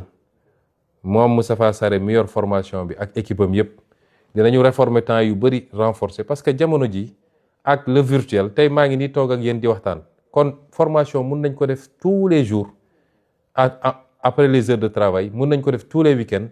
région yëpp dugg département yëpp dugg commune yi dugg formateur bi nekk fii Ndakaaru di def ay kiyam nit ñi di poser seen question ñu gën a partager vision parti bi man léeg-léeg damay jékki-jékki ma ne li ëpp ci Pastef est-ce que xam nañu lan la ñu yëkkati est-ce que xam nañ lan la Pastef doon xeex est-ce que xam nañ fi ñu bëgg a jëm parce que buñ ko xamoon yenn déwaay duñ ci tardé est-ce que xam nañu aussi c'est quoi gérer un état ma joxe misaal bu ndaw temps yële am na yëngu bu am ñun ñëpp ñu koy raj ña koy ñaawlu gënul mais léeg-léeg boo gisee émotion bi yenn waa Pastef fi gaaw a réagir lii yenn saa yi émotion la yenn saa yi da ngay am l'impression que bu dara amee ñenn ñi dañuy bëgg a gaaw setal seen bopp ne man bokkuma ci ñoom la mais gérer un état c'est faire face à des responsabilités et on va en faire face lu bëree bëri parce que réew kenn du ko changer munoo defal omelette te tojoo ay nen munul ne sénégalais yi ñu ci bëri bëgg nañu changement mun naa ne sax ñëpp bëgg nañu changement mais bëri na ci ñoo xam ne pareeguñu pour changement bi changement tant que mi ngi concerné ñeneen dañ lay tàccu ne la bravo mais boo egsee si ñoom rek ñu ne la déet du fi amee loolu mooy Sénégal nit ñi bëgg nañu changement xam nañ li fi ne du yoon xam nañ ni yoon bi ñu jaaroon ba egsi fii baaxul bu baaxoon tey ñu mel ni Maroc au minimum suñu melul ni France mais li ñu war a def pour changement boobu am ñi pare pour loolu bëriwut tant que changement bi mi ngi concerné catégorie X forum ñu ne la bravo li ngeen def fii déguerpissement bi baax na yoon yi leer na mais boo wëlbatikoo ne léegi lii jaaduwut il faut ñu laal ko kaw ko doon la félicité démb mooy ñëw attaqué la déedéet changement munoo ko def naxante dina am pédagogie dina am parce que loolu mooy jiitu lépp waxtaan ak nit ñi essayer leen jël par conviction essayer leen convaincre mais leader bu jël décision jotee da nga koy jël bu la leer ni lii moo baax ci réew mi mu leer la lii moo baax ci réew mi te loolu moo tax ñu fal la jox la tous les moyens bu jotee da nga koy def mais léeg-léeg nga poser acte rek boo moy les militants yi sax ñoo njëkk a jóg ku nekk te xamuñu le fond de l'affaire xamuñu ko maîtriser wuñu ko loolu yëpp ñàkk formation la moo tax faw ñu jublu ci formation bi mun nañ ko def lu bëri en ligne am na yoo xam ne dina laaj déplacement ñu def ko mais il faut ñu gaaw ci formation bi kuréel tam bu ñu àndee damay wax toujours ni nit ñi dañoo war a xam ni étape 2021 2023 weesu na loolu du woon Pastef dafa ñëw ci xam-xam di wax xam-xam man mi ko jiite bind naa 3 livres balaa 2021 3 livres wax sama gis-gis ci réew mi vision wax sama li xew ci pétrole beeg gaz bi te loolu yëpp mi ngi feeñ wax li ma gis ci décentralisation ak nag lañ ko war a doxalee saa yu ma taxawaan assemblée wax ji mën na dëgër waaye xam-xam rek laa fa daan wax joxe ay chiffres joxe ay faits ba keroog ñu xam ni ñii buñ leen teewul du sotti ñu pexeel ñu ci la Pastef doogu dugg ci xeex waaye jóg di xeex du loolu du ADN Pastef nekk ci réseau yi di xuloo di daggasante ak yooyu loolu du ADN Pastef donte nag buñ la attaqué man la ma leen yàgg a wax bu leen tooñ bu leen attaqué bu leen saaga waaye ku leen attaqué am ngeen sañ-sañu riposter chaque jour ma répété ko mais bu ñu perte beaucoup de temps ci loolu laaj nañu ba ñu jox ñu léegi nañu jublu ci liggéey bi ngeen accompagner la communication du gouvernement mbir bu amee nu mu ñagas xaar leen ba am la version officielle parce que rek nit boo àndeek moom xam ki mu doon xam nga ni war du nit buy tooñ xam nga du nit boo xam ne am aussi day jël doole di ko jaay nit ñi kon bu dara amee xaaral ba xam li xew yooyu yëpp nag ci formation ak les politiques publiques qu'on est en train de développer la gestion de l'État les ruptures que nous sommes en train d'impulser yooyu yëpp il faut ñu former ci militant bi su ma nee militant nag militant yëpp chauffeur taxi beeg mareyeur beeg maçon beeg docteur en droit bi ñoo ci yem il faut que ñu liggéey ci formation boobu te laaj na aussi participation massive de la base engagement de la base pour mun ci am résultat bi ñu bëgg ma jël question bi ci tegu. salaamaaleykum wa rahmatullah monsieur le président nuyu naa la nuyu militants yeeg internet yëpp di rafetlu aussi initiative bi voilà sans doute amoon na laaj yoo xam ne bëggoon nañ ci kii mooy ci acte 4 bi la décentralisation mais xëy na da nga si ñëw mais li ma gën a dëgëral ci question bi ma bëgg a laaj nii mooy sa introduction parce que dañoo xool ne actuellement le Sénégal forme à peu près 800 ingénieurs par rapport à nos écoles d'ingénieurs yi ñu fi am muy doon loo xam ne à peu près 1% là alors que standard yi ñoo ngi ba 5%. classe préparatoire aux grandes écoles yi daanaka 50 personnes rek la ñuy jël chaque année ci filière scientifique yi nga jëlaat encore ci statistique u bac bi on est autour de 16-17% ñi nga xam ne dañoo jóge ci série scientifique yi ñu bëggoon laaj monsieur le président ci seen taxawaay ak seen politique bi ngeen bëgg a jëm nu ñu mën a def aujourd'hui pour mën a yëkkati li nga xam ne mooy le taux de scientifique ci réew mi ngir mën a jëmmal aussi souveraineté bi ngeen di wax ak jëmmal orientation bi ñu bëgg ci géopolitique internationale bi ñu bëgg a jëm jërëjëf. jërëjëf Ablaye genre question yi moom daf may neex lool ndax dama bëgg léegi suñu débat Pastef ñu gën ko orienté ci yooyu daf may neex lool ma la ciy félicité parce que réew capital humain moo koy tabax réew mu la ëpp capital humain moo la gën a mun a avancer booy waxtaan ak chinois yi dañ la naan ñun chinois yi dañ koy wax tubaab yi nii wax ko américains yi nii ne leen ñun mënu leen ñu téye ndax benn ñoo leen ëpp ñoo leen ëpp li ñuy former ay ingénieurs par année les chinois forment des millions d'ingénieurs par année millions laa wax de c'est vrai que quand ils sont 1,4 milliard 1,3 milliard mun nañu former ay millions mais soo dajale woon àdduna bi yëpp li ñuy former ingénieur mennum Chine li muy former moo ko ëpp dañ la naan ñun mënalata ñu téye ndax ñoo leen ëpp ingénieur deuxièmement ñoo leen gën a bari lu ñuy liggéey chinois amul noppalu chinois amul temps bu mu ne ma ngay dem julli ji wala ma ngay lii mi ngi lii travailler 24 heures sur 24 ñii suñu liggéeyee ba guddi dem ñeneen jël guddi gi ba fajar ci ñoo xam ne tey ñëpp xam nañ ñi ñoo jiitu ci àdduna ana ñun kon la question de la formation lay xew suñu université yi lu koy andi tey université Dakar lan moo ci gën a poser problème mooy tu as 30 000 étudiants ou 25 000 étudiants 25 000 étudiants yi boo ko jëlee yan fac ñoo constitué 80% yi fac lettres ak fac droit soo jëlee fac sciences yi boo leen dajaloon ñoom ñëpp gëwma ni mat nañu 5% ci université ba comment faire pour renverser cette tendance là mu commencé nag ci formation professionnelle balaa ngay wax enseignement scientifique formation professionnelle soo demee ay Japon ay Suisse ak yooyu xale yi dañ leen di teel a orienté li ëpp ci xale yi dañuy dem formation professionnelle teel a am métier mun a jublu ci liggéey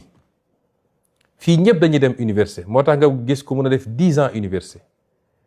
te bu paree 10 ans yooyu boo ko tegee ne ko ban poste de travail laa xam ne su ma la tegoon tey fii nga liggéey mun naa liggéey il faut mu dem defaat beneen recyclage pour mun a liggéey wala mu def concours ñu formé waat ko 1 an ou 2 ans pour mun a dem liggéey moo xam day enseigner wala ENAM wala leneen ça pose problème et c'est ça qu'on est en train de faire le ministère de la formation professionnelle ñu ngi koy renforcer mooy li ma annoncé woon keroog Mbour avec la construction des nouveaux centres dans tous les départements l'enseignement scientifique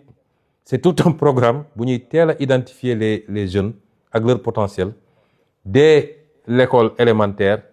dès l'école primaire l'école élémentaire et cetera ñi nga xam ne ci mathématiques am nañ ci ay aptitudes ak wala les matières scientifiques ñu gën a soññ nit ñi ñu orienté vers ça ñaar yooyu boo ko cumuler entre la formation professionnelle nga xam ne tey nit mun na jàng métier mbay léegi dem nekk ci mbay mi kii mun na jàng métier wu élevage wala leneen ak leneen moo gën jël filière littéraire ba def ci bac plus nangam te suñ la nee liggéey mënoo liggéey réew mu la ëpp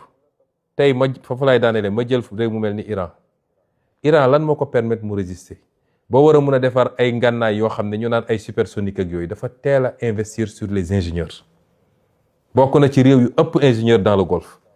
kon ñun dañu war a inverser tendance boobu loolu bokk na ci suñu vision ak suñu programme te ñu ngi ko commencé dès à présent moo tax société léegi nag yi ñuy créer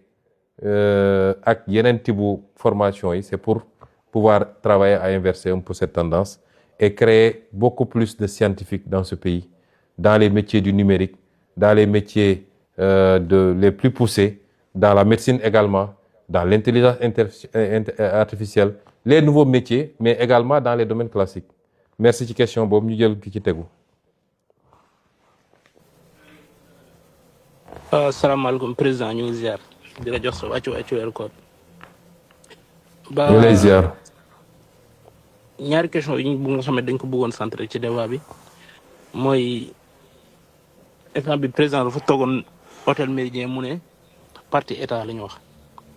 tey ndax Pastef mu ngi sentir boppam influence Pastef ci dans la conduite des affaires de l'État et les orientations stratégiques gouvernement bi nga xam ne dañ ko war a doxal loolu Pastef président dafa mos a toog mu ne dafa war a nekk au cœur de l'État maanaam mooy état parti beneen laaj bi mooy taxawaay bi nga xam ne moom la premier ministre bi am ci gouvernement bi en tant que président Pastef loolu dafa war a nekk dans la continuité ak yan facteur la am ak influence ci primature bi nga xam ne dañ ko war a nekk dans la continuité comme mu leer nañu suñ président parti il va rester toujours à la tête de ce gouvernement jërëjëf. jërëjëf Saliou ci laaj bi daanaka ñaari laaj yi mun nañ ko tënk mu doon benn parce que c'est deux questions qui sont liées. Pastef mooy parti bi nga xam ne moom moo conquérir le pouvoir donte ba mu koy conquérir dissoudre nañ ko te loolu di wone rek doole ak capacité parti boobu donte biñ koy conquérir dissoudre nañ ko juridiquement waaye ñëpp xamoon nañ ni factuellement y a pas un parti plus existant et plus vivant que Pastef kon Pastef moo conquérir pouvoir bi ànd ceeg ay alliés waaye boo doon jël nu mu tudd 100 jàpp naa ni 90 yi wala lu ko ëpp Pastef la moom moo conquérir pouvoir bi moo tax Pastef moo war a nekk au cœur de la gouvernance parti bi conquérir pouvoir bi ku yaakaar ne mën nga gouverner sans ce parti là da ngay wax lu la neex mais mënul ne te malheureusement am na ñoo xam ne loolu la ñuy dox loolu la ñu essayé gëmloo ay nit ne leen on peut faire sans Pastef. Pastef est au cœur de la gouvernance par ñii nga xam ne moo ŋànk nguur gi parce que ki jiite réew mi di président Diomaye ba léegi dafa revendiquer ni Pastef la bokk loolu la revendiquer kii premier ministre moo jiite Pastef li ëpp ci ministre yi Pastef la ñu bokk député ya la ci ëpp Pastef la ñu plus de 80% de l'Assemblée Pastef la ñu kon loolu kan moo xalaat ni mën nañu gouverner réew mi sans Pastef mu des nag lan mooy impact Pastef ci gouvernance bi man de tant que je serai premier ministre la gouvernance va refléter le combat de Pastef xeex bu mu jar nañ ko xeex ci biir la gouvernance va refléter lépp loo xam ne jàpp naa ni lii bokkul ak li taxoon ñuy xeex dinaa ne déet ba tëdd ci suuf te su ma ko mënee bloqué ko su ma ko mënee delloo ko tant que je serai premier ministre moo tax ma ne ñaari dafa lënkaloo lan mooy avenir u Ousmane Sonko dans le gouvernement man je vous ai toujours dit que je ne me focalise pas sur un poste particulier am na ñoo xam ne tey su bëggoon jot li ñuy dox mooy lu ñuy fexee ba Ousmane Sonko bañ a nekkati premier ministre parce que fileeg maa ngi fi la ñu bëgg mu yomb ci ñoom ay lobby la ay ba ci suñu biir ba suñu biir ma wax leen ko am na ñoo xam ne tey seen pexe su ba ngoor mu doon jot mooy dañuy dem sax di déyaate di wax lu ne waaye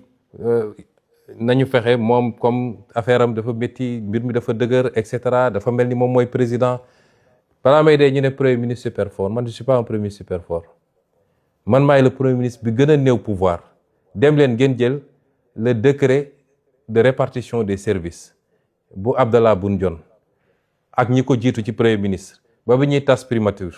parce que bi ñu dellu see primature jotuñoo def yooyu donc sooy jël baromètre da nga koy jël foofu di ngeen gis ni maa gën a néew ay pouvoir ci premier ministre yi fi jaar bëri na ay services yoo xam ne mi nga woon primature tey ma nga présidence de la république réclamé wu ma ko parce que man xëccoo ma pouvoir la primature n'est pas forte parce que dañ maa jox ay super pouvoir la primature est forte parce que man maa fa nekk dafa am loo xam ne je le dis avec toute l'humilité nit ki ni ngay solee yére biñ la ñawal mooy jox valeur yére boobu man awma plus de pouvoir que premier ministre fi jaaroon ñoom ñoo ma ëppoon pouvoir dans les textes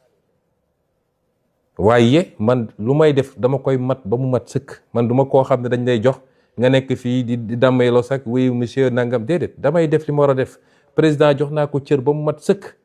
moom mooy président de la république lu mu wax ma ne ko son excellence monsieur le président de la république waaye ni mu amee ay pouvoir ci constitution noonu la amee ay pouvoir ci constitution man tam nit ñi dañoo foog ni premier ministre benn appendice la déedéet constitution da ko jox pouvoir il est le chef de l'administration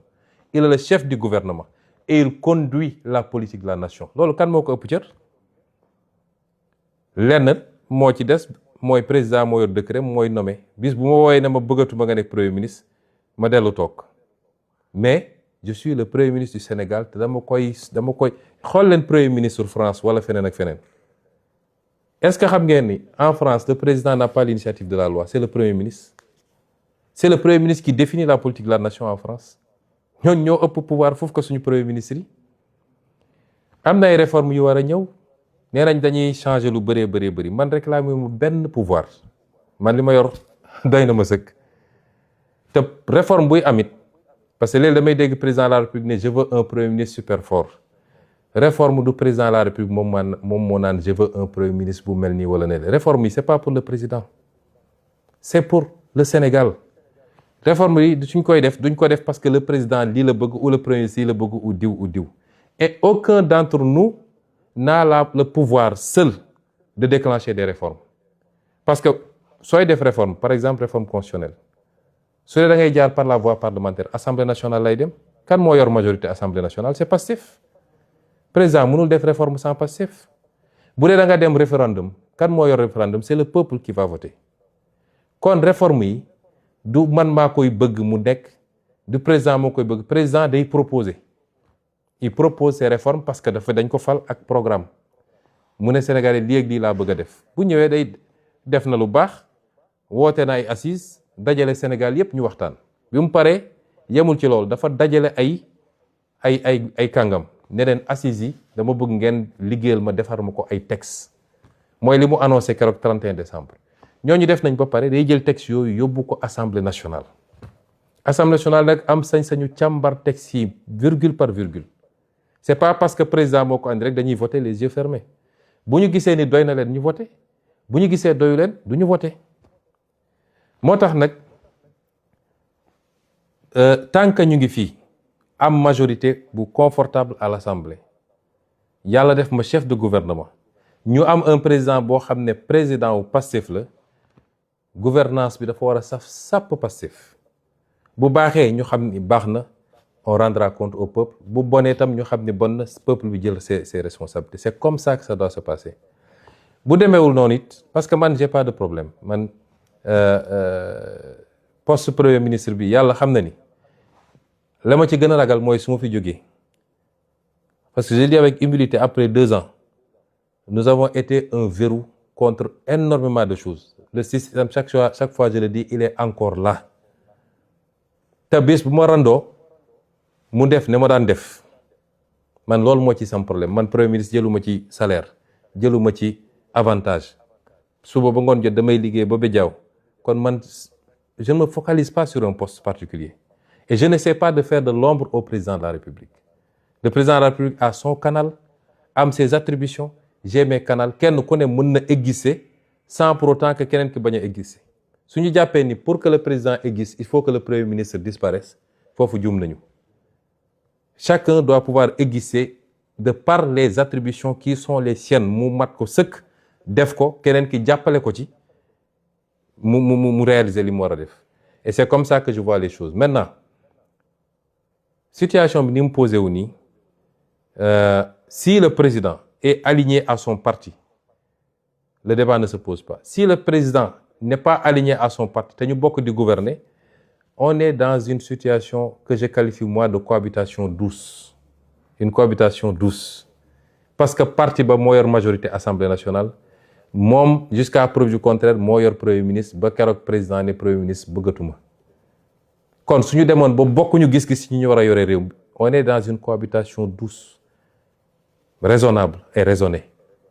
suñuy contradiction ñu koy gérer di essayer seet li nga xam ne mooy les convergences ñu dem bu rupture amee on sera soit dans une cohabitation beaucoup plus corsée ou bien Pastef redevient un parti d'opposition Pastef amul problème ci lenn ci loolu mooy li ma wax rek à l'entame de mon propos Pastef est à l'aise dans sa posture dans la posture qui est la sienne parce que Pastef est quitte avec sa conscience fi mu waroon jaar ak ñëpp jaar na ko fa kon mon avenir dans le gouvernement n'est pas le plus important la ma ci ragal mooy conséquences dommageables yenn situation yi mën a am ci mandat bi nga xam ne c'est un mandat important ñu hérité d'un pays extrêmement difficile d'un héritage catastrophique ñu waroon takk suñu ndigg ñun ñëpp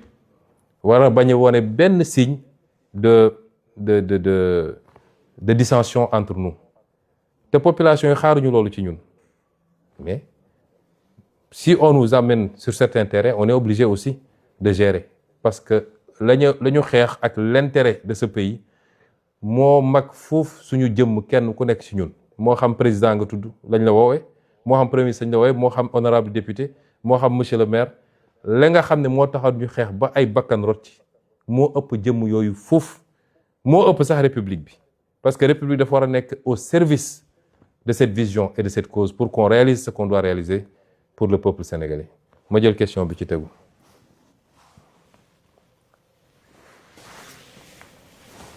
waaw bonjour monsieur le président. c'est Casimir. Bonjour Casimir.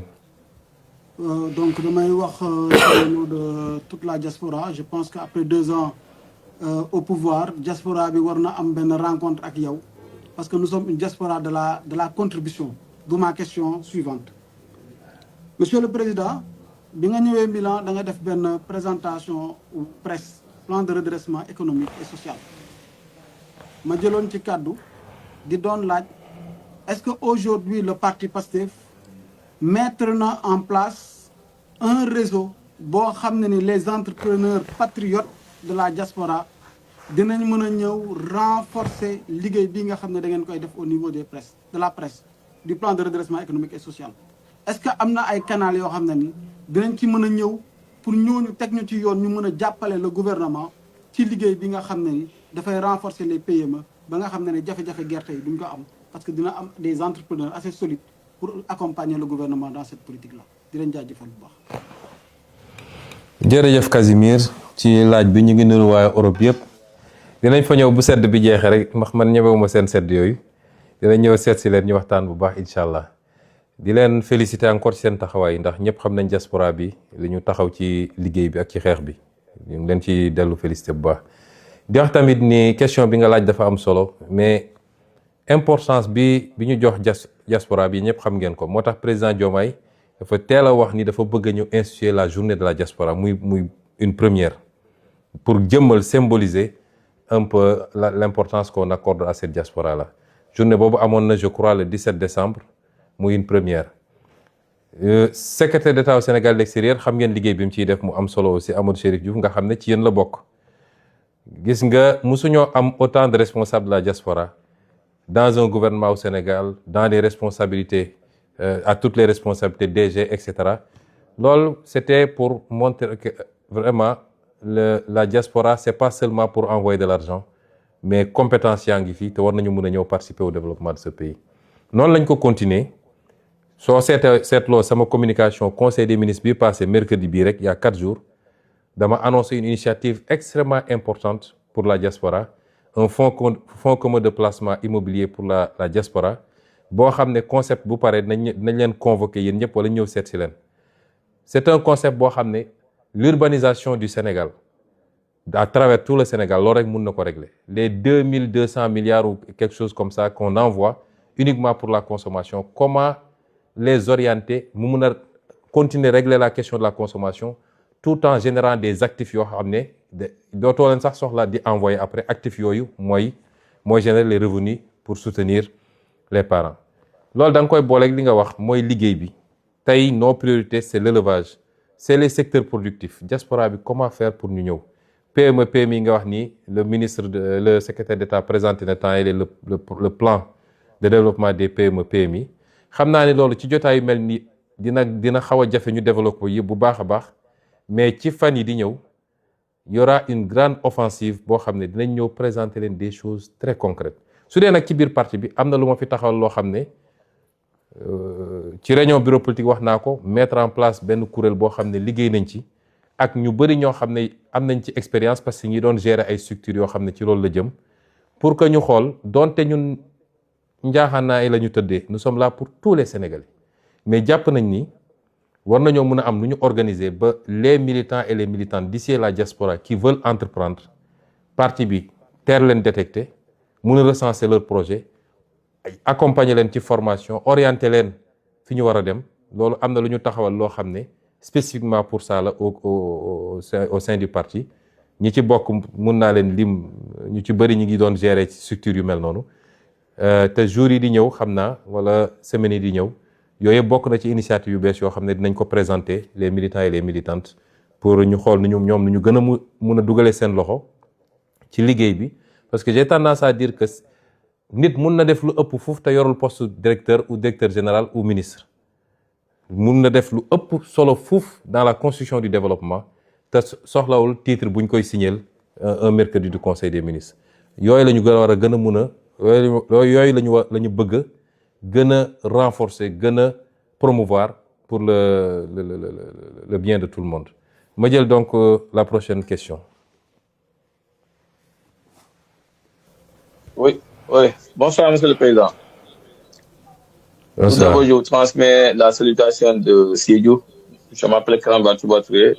membre de la cellule de communication au niveau du département de Sédhiou. Alors, en tout cas, j'avais une question ici qui est déjà posée par, en tout cas, un intervenant. C'était concernant la vente des cartes de membres. Est-ce que maintenant, sinon, si vous vous permettez, j'ai une autre question que je peux remplacer par la première question que j'avais. Allez-y, Karamba. Ok, merci, Monsieur le Président. Maintenant, Monsieur le Président, l'existence de la coalition Diomaye Président ne serait-il pas, en tout cas, une jurisprudence préjudiciable du parti? Que faut-il faire pour ramener la sérénité au sein du parti? Parce qu'actuellement, dans toutes les régions, dans toutes les localités, ce débat revient à chaque fois. Il y a conflit au niveau du sommet, il y a conflit au niveau du sommet. Est-ce que maintenant, aujourd'hui, le PASTEF, en tant que la première force politique au niveau national, est-ce que cette confrontation avec la coalition Diomaye Président ne serait pas, en tout cas, une difficulté aux séances à venir?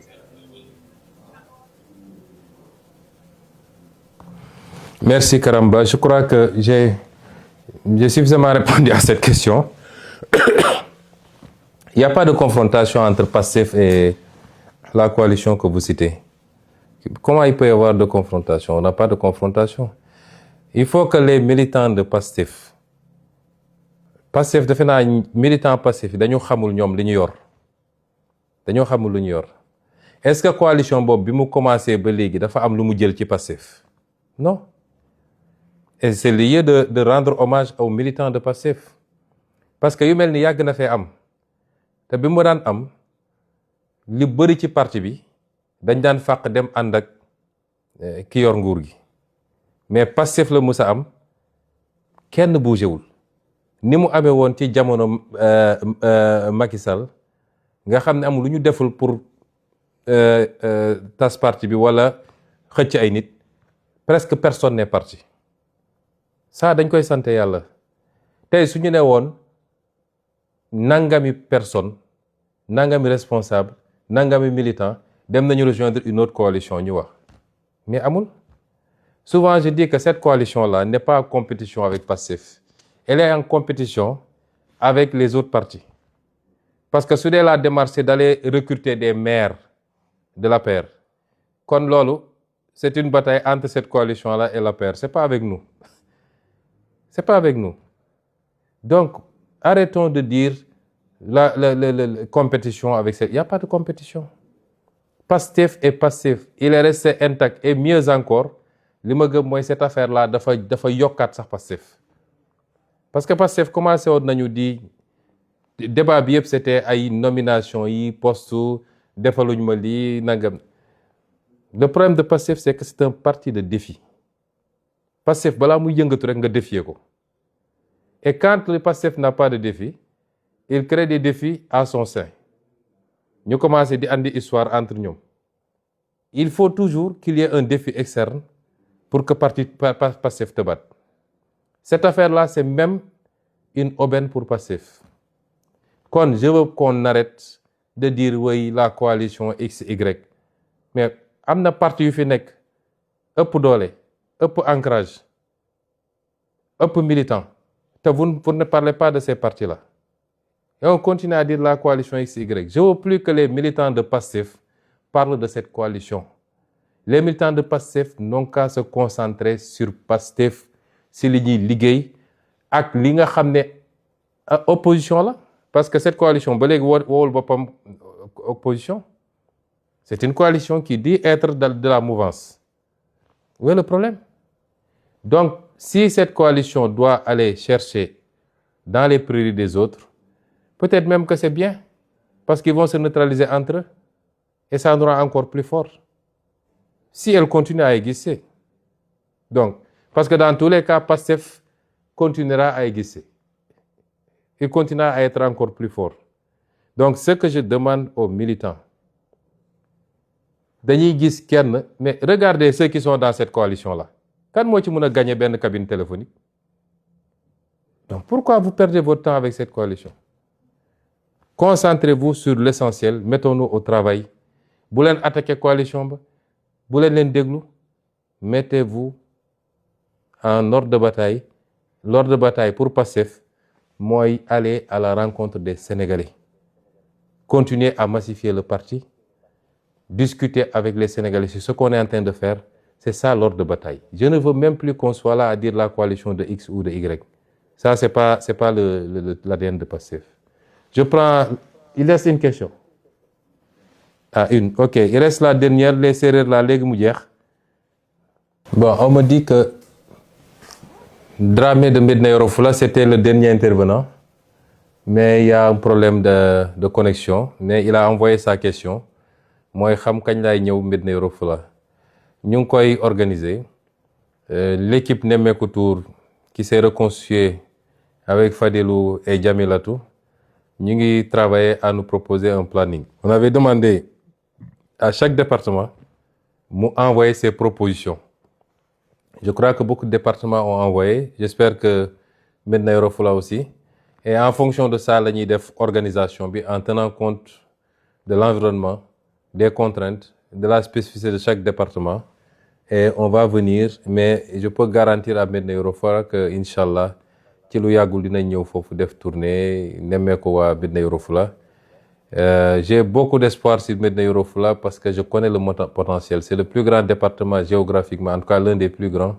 avec un potentiel extraordinaire, surtout pour l'agriculture. Même le bassin arachidier est en train de se déplacer foofu. Donc il faut que, aussi bien ci suñu action État que suñu action politique, ñu gën a bàyyi xel ci département yooyu. Le monde ne s'arrête pas à Dakar, Thiès, Touba, etc. Yooyu yëpp am na solo, mais Sénégal dafa yaatu. Et chaque département compte pour nous.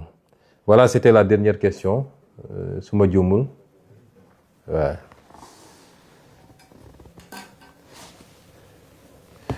Donc, nous sommes au terme de cette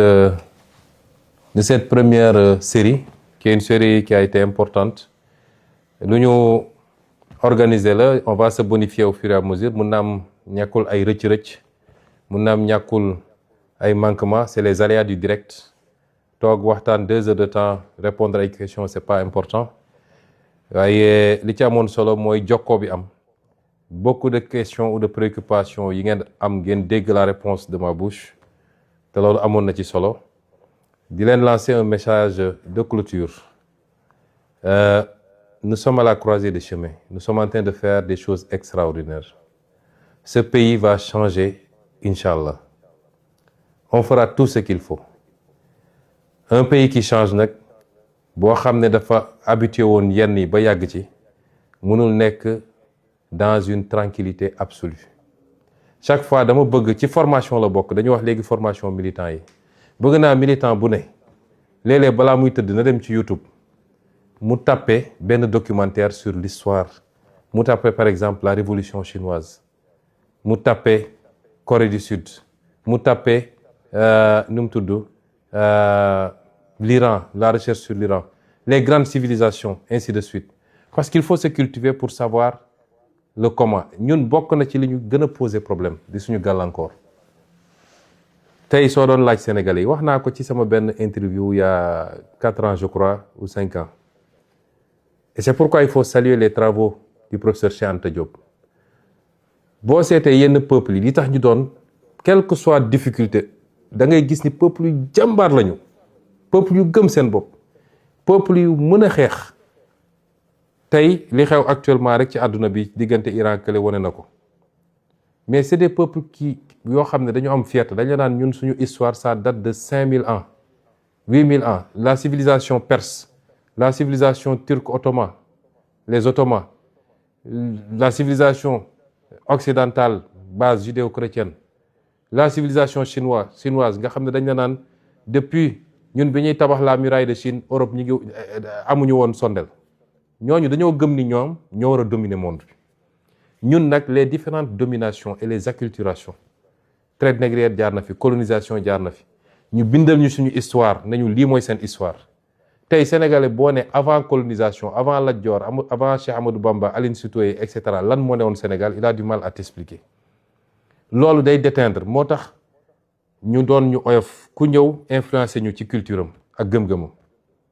loolu la ñu war a combattre et pour ça il faut qu'on soit des hommes et des femmes solides des hommes et des femmes qui croient en quelque chose en des valeurs des hommes et des femmes qui doivent comprendre que musul am changement structurel dans le monde sans sacrifice lii di xew yëpp ku nekk di laajte jox leen ma tout de suite mooy li ma naan ñëpp bëgg nañ changement mais kenn bëggul changement bi démarrer par moom ci réew moo xam ne wax naa léegi benn exemple bu simple ñii di guerre ñi benn missile bu ñu envoyé rek benn missile peut-être c'est le tiers ou le 10e du budget du Sénégal ñun dañoo bokk ci réew ñu gën a ndóol ci àdduna travaillons à construire d'abord la richesse da nga koy tabax ba pare lii ñuy xeex annoncé naa leen keroog nii lay suñu alal te ñu nangu ko ci ñun faw ñu fexe ba mu dellu siwaat muy xeex bu métti bu ñuy xaar ci phosphate bi ci pétrole bi ci waaye nag nee naa leen ni dinañ ko récupérer te su ma leen ko waxee dinañ ko def loolu mooy les grands enjeux mais ñu bëgg a jël réew mi pàccoo ko tout de suite te amagul lu ñu pàccoo ñëpp di laaj ay ndono kay xanaa day fekk nga fekk fi dara kon ne vous laissez pas emporter par ça nous avons promis aux Sénégalais le changement jàgg nañ taxaw ne leen il faudra une génération une masse critique bu ñemee sacrifice pour que demain réew mi baax loolu xanaa nit ñi dañ koo fàtte je parle des militants de Pastef avant tout parce que yenn forme d'impatience yëpp ci Pastef lay jóge kon loolu nañ ko delloo ci suñu xel man si je renonce à beaucoup d'avantages c'est pas parce que bëgguma ko man awma dara awma ko yoruma ay millions waxuma laa ay milliards yoruma ay kër mais si je renonce c'est parce que je veux toujours me donner comme exemple ñu xam ne dañoo war a sonn pour réew mi baax dañoo war a def les sacrifices qu'il faut pour que réew mi baax ku la ne jooni am na ci développement réew da lay nax aucun pays ne s'est construit sur un coup de baguette magique et surtout pas le Sénégal kon nañu jublu ci liggéey bi te def face nag ak ñi nga xam ne ñëpp yàq moo leen tax a jóg nañu def face parce que yenn anarchie am ni c'est parce que ñun Pastef bi ñu egsee ci nguur dañoo dëggu ci yeneen Pastef bi muy nekk opposition parti ñemewu ko kon bi mu nekkee pouvoir parti waru koo ñeme loolu mooy le message que je vous lance nañu fàttaliku lan moo taxoon ñu xeex lan moo tax plus de 80 personnes tey suuf ñu nekk ci kii seen bàmmeel lan moo tax ñu bëri yàqule ci lu bëree buñ ko fàtte mukk c'était pas pour ñëw di séddoo ak di nekk ci wax yu amul solo nañu jublu ci liggéey bi ku mën a bay na nga bay ku mën a yett na nga yetti ku mën a napp na nga nappi lu ci état mën a def jàppale la ci te ñu jàngal suñu askan ni malgré jafe-jafe yi wàññi nañu dund gi joxe nañu subvention def nañu lii nañu jàngal suñu askan ni dañoo nekk ci jamono joo xam ne dañu war a takk suñu digg jublu ci liggéey kon ñu ngi leen di gërëm leen sant di leen jox rendez-vous très bientôt pour beneen te lii bëgg nañ ko def à échéance régulière bu actualité demee ba daje ba jar ñu waxtaan ak yéen lu bokkul ak tournée yi nga xam ne dinañ ko def nemmeeku tuur yi ak yeneen forme communication yi pour que le lien soit permanent entre vous et nous ensemble nous triompherons incha allah ñu ngi leen di souhaiter ndogu jàmm asalaamaaleykum